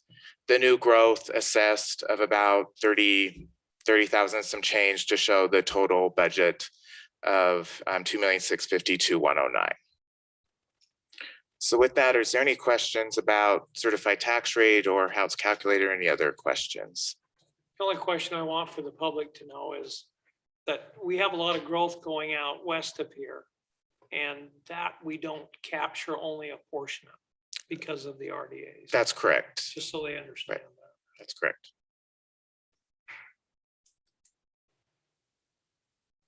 Any other discussion? Do we have a motion? Move that we adopt resolution 2021 R23, setting the rate of tax for calendar year 2021 and levying taxes upon all real and personal property within the corporate boundaries of Midvale City, Utah. Second. I have a motion and a second. If no other comments, roll call. Councilmember Gettle, Yes. Ms. Berry. Aye. Glover, Aye. Robinson. Aye. And Brown. Yes. Thank you. Kyle, I think you're the next Yeah, one, right? I'll just Stay there. Moving on to consider resolution number 2021-R-21, adopting the fiscal year 2022 Midvale City operating and capital budgets. Kyle.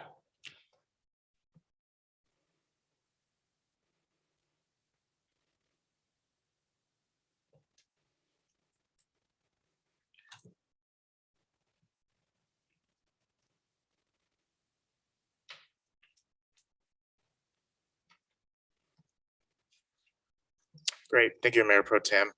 As you know, we've been working on the budget since January, so it's been a lot of work to get to this point.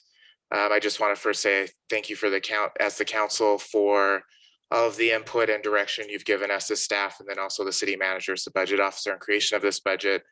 I do want to give some highlights of the budget, although not much has changed from the tentative. There we go. So I decided to do just one slide per fund, with the exception of the general fund that gets a couple. So overall in the general fund, which is where the main services of the city are funded out of, total revenues a little over $20 million. Of that, taxes make up 69% of the revenue. And to correlate with the last resolution you passed, property tax makes up about 13% of our revenue, and sales tax makes up 42% of our revenue. So you see, while both are important, sales tax has a much greater importance in funding city operations. And I did want to point out that our fund balance, which is measured by as a percentage of revenues, will be at 18% next year. Our financial policies recommend at least 15%, and the state requires at least 5%. On the expenditure side, our total expenditures equal about 21.8 million. Of note, public safety is 44% of that, which is about the same as last year, which was at 43%. Some notable changes with public safety, our unified police department increase is about 354,000, or a 3.98% increase. And then animal control, as you had approved the contract amendment earlier, is an additional 6,500 this year, which is a cost of living increase that the county had requested. Some changes since the tentative budget the user council passed. I did make revenue adjustments of 58,600. Of that, we'll go through the detail, but sales taxes funding about 46,000 of the changes.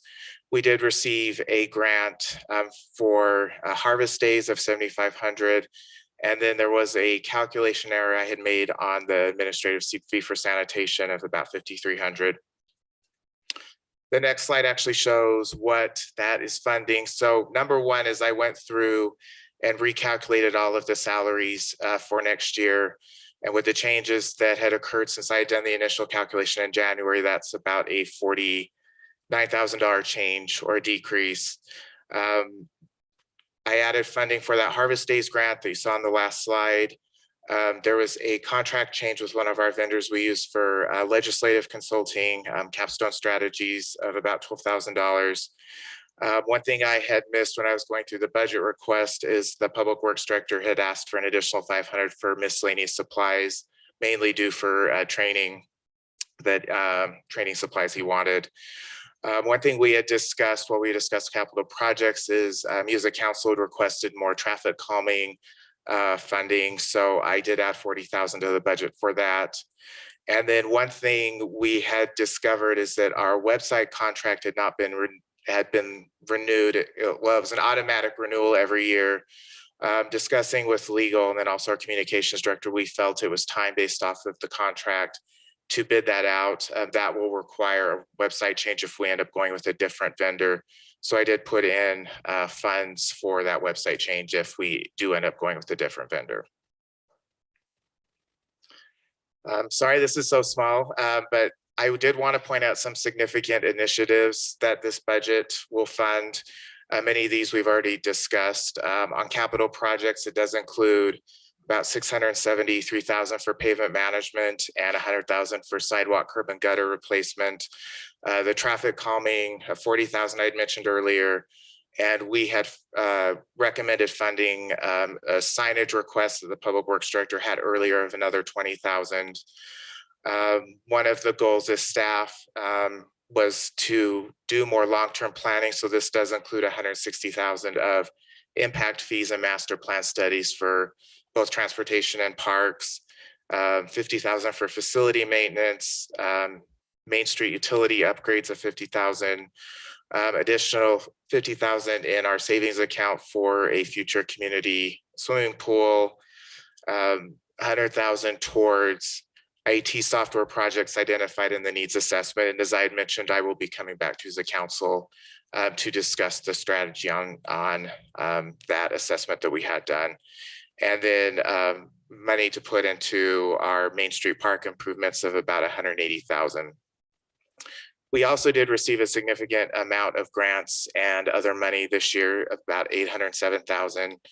So we did receive a CDBG grant for the Main Street Art House improvements and then also Jordan River Parkway improvements. We did receive a grant from the Wasatch Front Regional Council for a State Street Corridor study and a grant from UDOT for canal trails. And then we did receive from House Bill 244, 500,000 a year to go towards significant traffic improvements.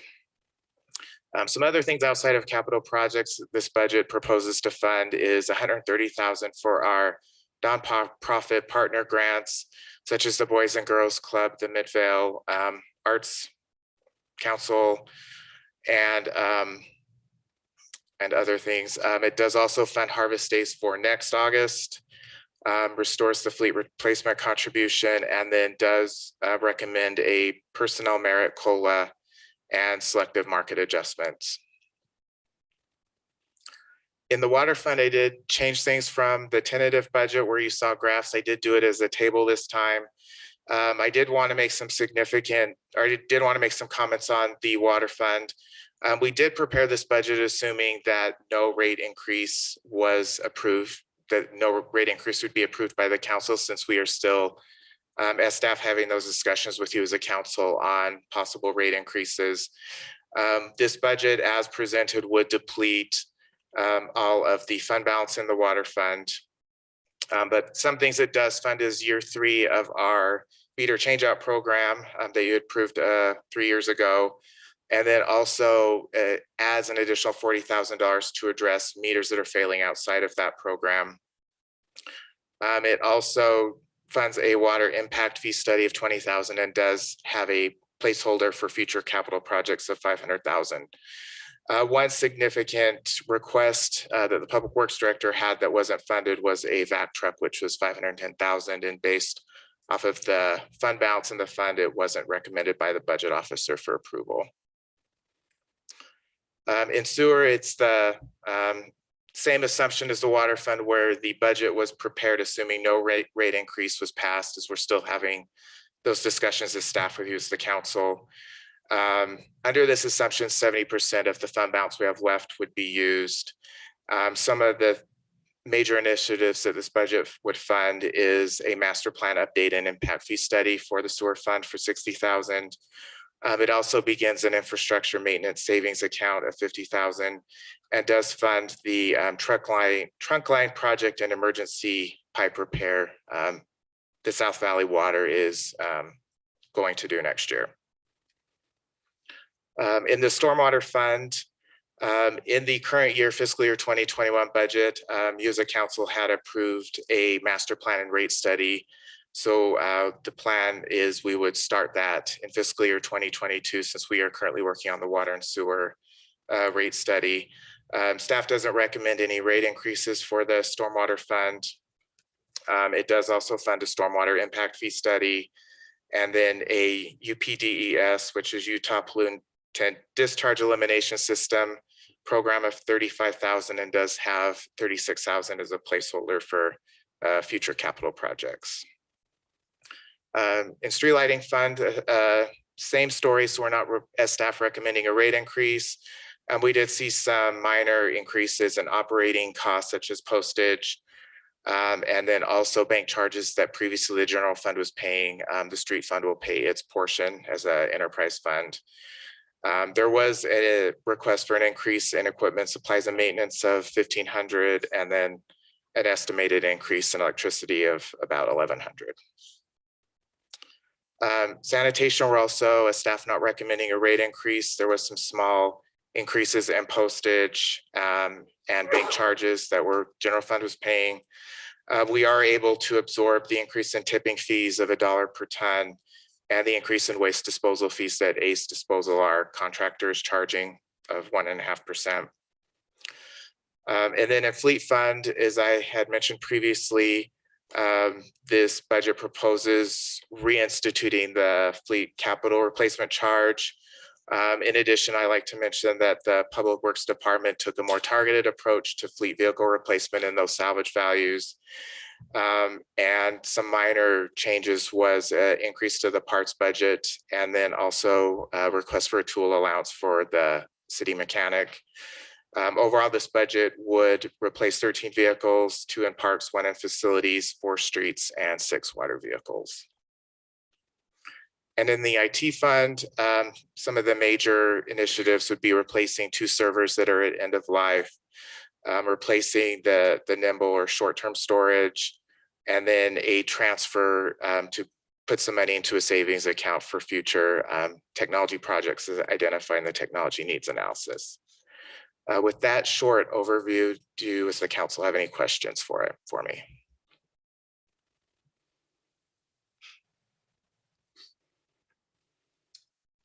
Hearing none. Do we hear a motion? I move to adopt resolution 2021-R21, adopting the Midvale City operating and capital budgets beginning July 1st, 2021 and ending June 30th, 2022. Second. Motion and a second. Rory? Yes, Councilmember Sperry. Aye. Glover. Aye. Robinson. Aye. Gettle. Yes. And Brown.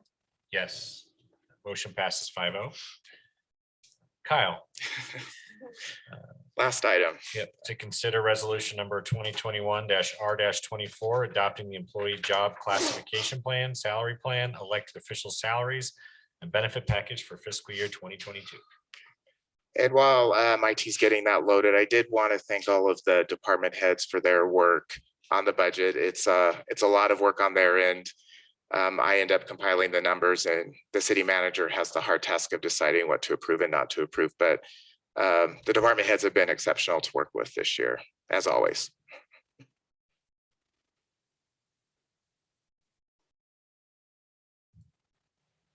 Okay, so this item, I worked with the HR director on. I'm the one that's going to be presenting it, is to discuss the job classification plan, salary plan, and benefit package for fiscal year 2022.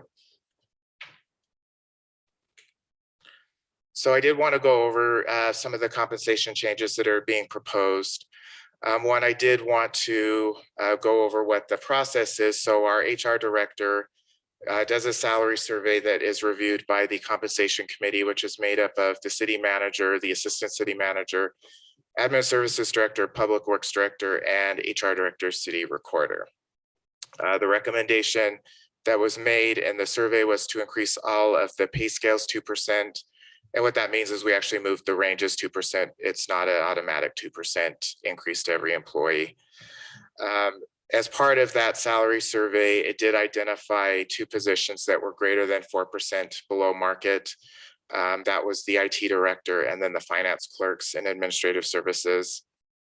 Also, there was a request for a career ladder for an engineering inspector to move to an engineering inspector 3 from an engineering inspector 1.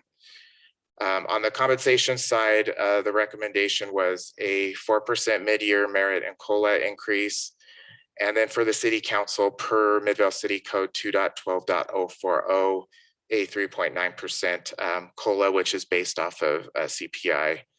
Another request which was made by admin services was to implement a bilingual pay differential, which would be a 1 pay grade. As a acting administrative services director, I'm still working with the HR director on how that plan would be structured. My initiative would be to try to get more bilingual employees in the city, especially in our justice court and any frontline staff, to be more effective in communicating with our citizens. So dollar wise, because as the finance director, of course, the dollars are important to me. The selective salary adjustments are about $40,000, and these are all in the budget you just passed. The COLA merit and CPI increase is about $178,000 to the budget, and then the bilingual pay differential, which is currently an estimate, is about $9,600. So the total change in the budget is about $228,000. Are there any questions or comments on that? Kyle, thank you, and everyone else who's put together this part of the budget specifically. I know there were some issues back and forth, just trying to grasp our own city council and mayor compensation, which is a tricky issue for us as council members who, have to answer to the public in those sorts of things. So I know some of those discussions were a little, pointed, but I hope you didn't feel any frustration from us as council members where, it's one of those things every time that it comes up. It's just an awkward kind of touchy. No, absolutely not.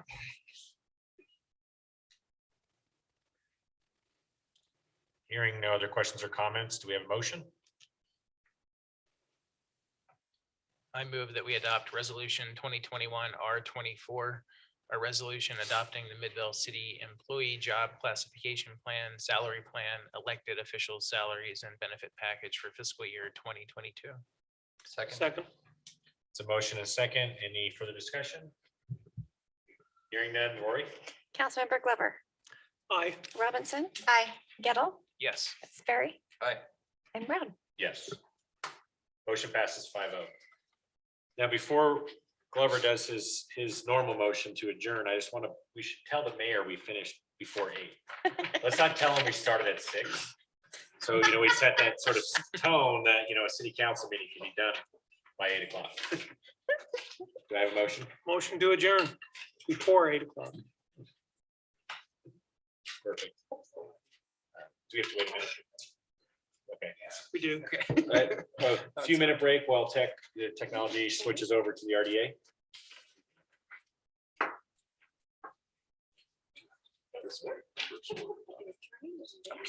Because no one has given me the packet. We haven't started.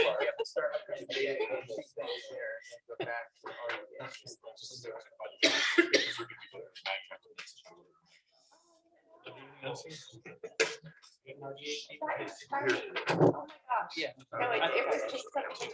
Oh, maybe he might have one. That's what it thinks, yeah. Well, it was supposed to be. Yeah. What? It's all good.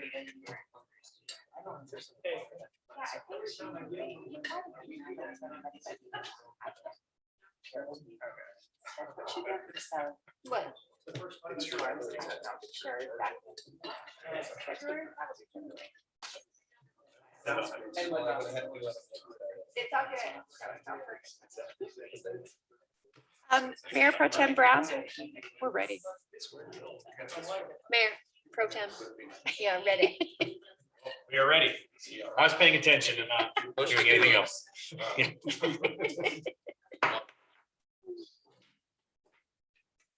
Like to call to order for the redevelopment agency of Midvale City for June 15th, 2021. We'd like to welcome everyone here, which it just got lighter. So a few people that are welcome, and roll call. Okay, Board Member Robinson, Here. Glover, Here. Gettle, Here. Sperry, Here. and Chair Pro Tem Brown. Here. I didn't know I had another title, so You do. that's, I'm putting that on the resume as well. This is a public hearing or a public comment. So any person wishing to comment on any item not otherwise scheduled for public hearing on the agenda may address the redevelopment agency board at this point by stepping to the microphone and giving his or her name for the record. Comments should be limited to not more than 3 minutes unless additional time is authorized by the governing body. Seeing no one else here, we will move on to the public hearing of the section. Motion to move into a public hearing. Motion, we move into a public hearing. Second. Any discussion? All in favor? Aye. Yes. Any opposed? Motion passes. We'll move into the public hearing portion to consider proposed amendments to the redevelopment agency of Midvale City fiscal year 2021 budget from Cody Hill.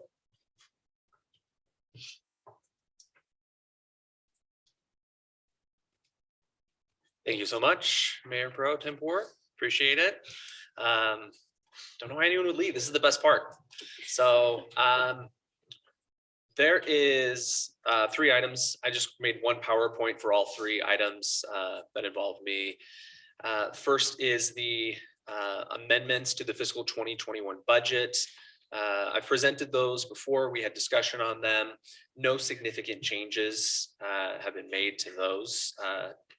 To the fiscal year 2021 budget that haven't been previously presented and discussed. So I have a clicker.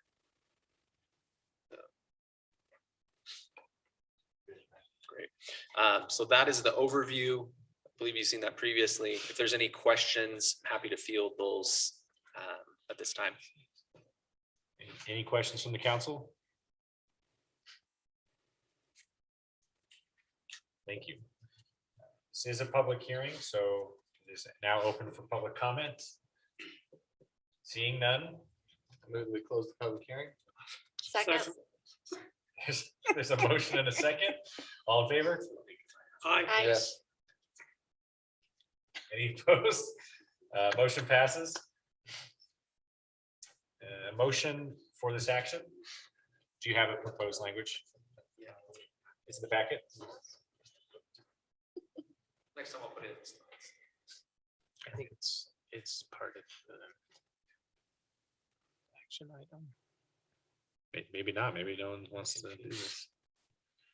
Is this resolution, is the action item part of the public hearing or is it part of the action item A? I think I found it. I think I've got it. I move that we adopt resolution number 2021-10 RDA, which adopts the proposed changes to the fiscal year 2021 redevelopment agency budget. Second. Motion a second. Perfect. Roll call, Rory?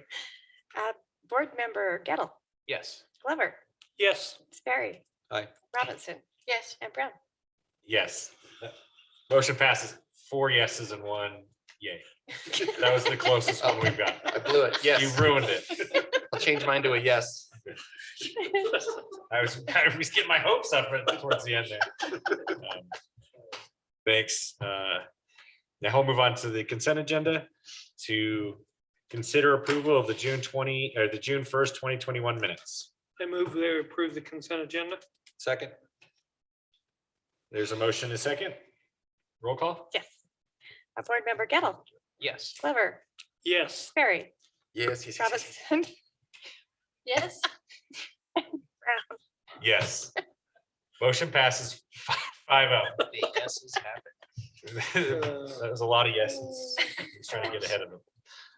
We'll move over to the action items to consider resolution number 2021-11 RDA, adopting the redevelopment agency of Midvale City fiscal year 2022, final budget beginning July 1st, 2021 and ending June 30th, 2022. Cody Hill. There's a lot of dates. Perfect. All right, no, that's okay. This is very similar to the fiscal year 2022 budget previously discussed and presented. Only major change is the projects manager position. We reduced that by half. We're going to wait until December, until halfway through the fiscal year, to look to replace that position. We believe at that time we'll have a lot of our programs that we've been presenting to you, upper floor housing program, and then as well as the next council board meeting, we'll be presenting the revolving loan program for your approval and adoption. These programs will be online, and I think we'll need the additional support again to run these programs and get outreach and make them more effective. And so that was probably the biggest change to the fiscal year 2022 budget that we previously was presented to you and discussed. If there's any other questions, I'm happy to field them. Anyone from council? Hearing none, do I have a motion?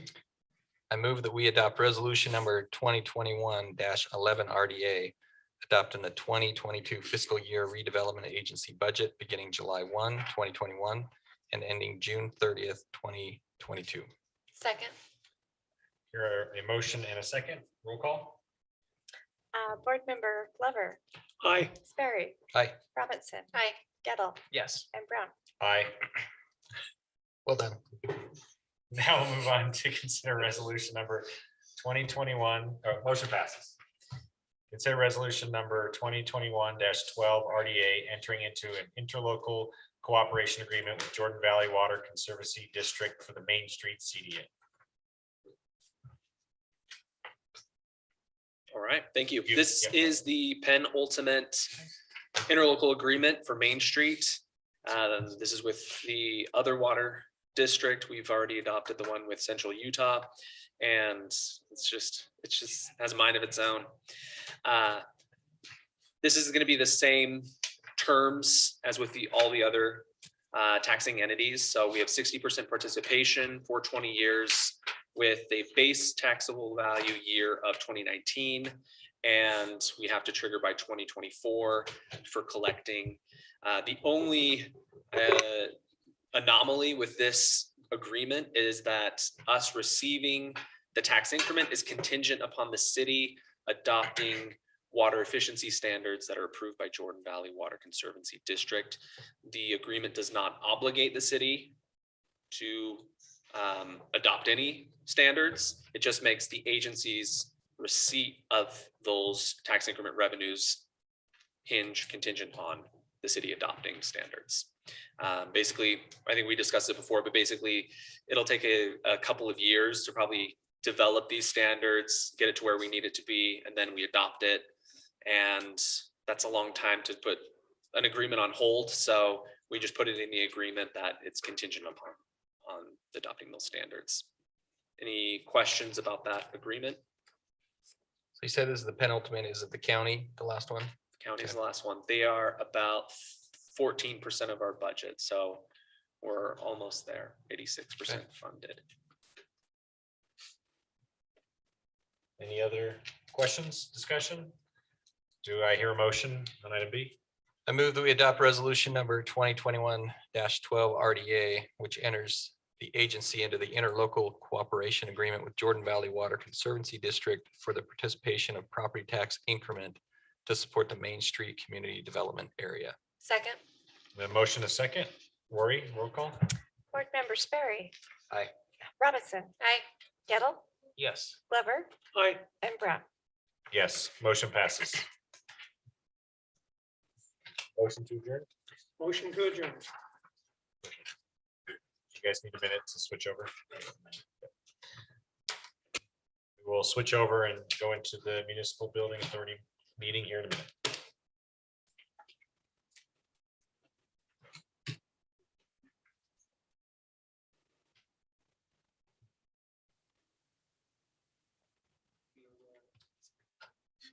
Rory, thank you for printing this out. You're welcome. It's a lifesaver. You bet. I think we can all say just do that. Just, anytime. I know, that's, Yeah. I will do that. Yes. For sure. See, you started a trend. You're good to go? Peggy. Okay. You did good. Would like to welcome everyone back to the Midvale Municipal Building Authority meeting for June 15th, 2021. And roll call. Board Member Robinson, Here. Glover, Here. Gettle, Here. Sperry. Here. And Chair Pro Tem Brown. Here. Thank you, Rory. This is a public comment. Any person wishing to comment on any item not otherwise scheduled for public hearing on the agenda may address the Municipal Building Authority Board at this point by stepping to the microphone and giving his or her name for the record. Comments should be limited to no more than 3 minutes. Seeing no comments, do I hear a motion to move into a public hearing? Motion, we move into a public hearing. Second. Hear a motion in a second. Is there any discussion? Everyone in favor? Aye. Aye. Yes. Those against? Motion passes. We'll turn this over to Kyle to consider resolution number 2021-04 MBA approving amendments to the Midvale Municipal Building Authority fiscal year 2021 budget. Thank you, Kyle. Yep, thank you, Mayor Pro Tem. Well, Board Member, Chair, yeah, Pro Tem, it's getting late. yeah. I knew things couldn't go smoothly tonight because I forgot to give IT the presentation, but these are pretty simple and straightforward. Okay. So the first one on the budget amendments, it hasn't changed since the discussion item we had earlier. It's a change of $2,000. It's reducing budgeted interest by $6,500 due to the fall in interest rates. And then also increasing, reducing interest income $4,500 and then increasing our professional fees by $6,500. And those are trustee fees we pay to our bond trustee who actually makes the bond payments. They changed some of the terms and unfortunately we didn't have an agreement with them to lock in the rates we were paying. So we're kind of stuck on that because we can't pay our own bonds. But other than that, those are the only changes. For anyone, questions for Kyle? Okay. This hearing is open for public comment. If there's anyone that wants to comment, you can do so now. Great. Ask a motion to close the public comment. Move that we close the public hearing. Public hearing. Second. There's a motion and a second. Any discussion? Those in favor? Aye. Yes. Aye. Those against? Motion passes. Is there a motion for this resolution? I move we approve resolution 2021-04 MBA approving amendments to the Midvale Municipal Building Authority fiscal year 2021 budget. Second. There's a motion and a second. Rory? Yes, Board Member Gettle, Yes. Glover, Aye. Sperry. Aye. Robinson. Aye. And Brown. Yes. Motion passes. We'll move on to the consent agenda portion of our meeting. To consider minutes to consider the minutes of the June 1st of 2021. I move that we approve the consent agenda. Second. There's a motion, a second. Any discussion? Rory? Board Member Glover, Aye. Sperry. Aye. Robinson. Aye. Gettle Yes. and Brown. Yes, motion passes. Move on to the last item. The action item to consider resolution number 2021-05 MBA approving the Midvale Municipal Building Authority fiscal year 2022 final budget beginning July 1st, 2021 and ending June 30th, 2022. Thank you. So this budget hasn't changed since the tentative budget adoption. I did want to go over what the budget covers. So the main purpose of the Municipal Building Authority bond is debt service on the 2013 MBA bonds, which were used to construct the City Hall building, fund park improvements, and then street lighting upgrades. So the total expenditures are $679,006. Revenue comes from both the city and the street lighting fund. And then we also receive lease revenues from the Boys and Girls Club and the Head Start building. Are there any questions from the board?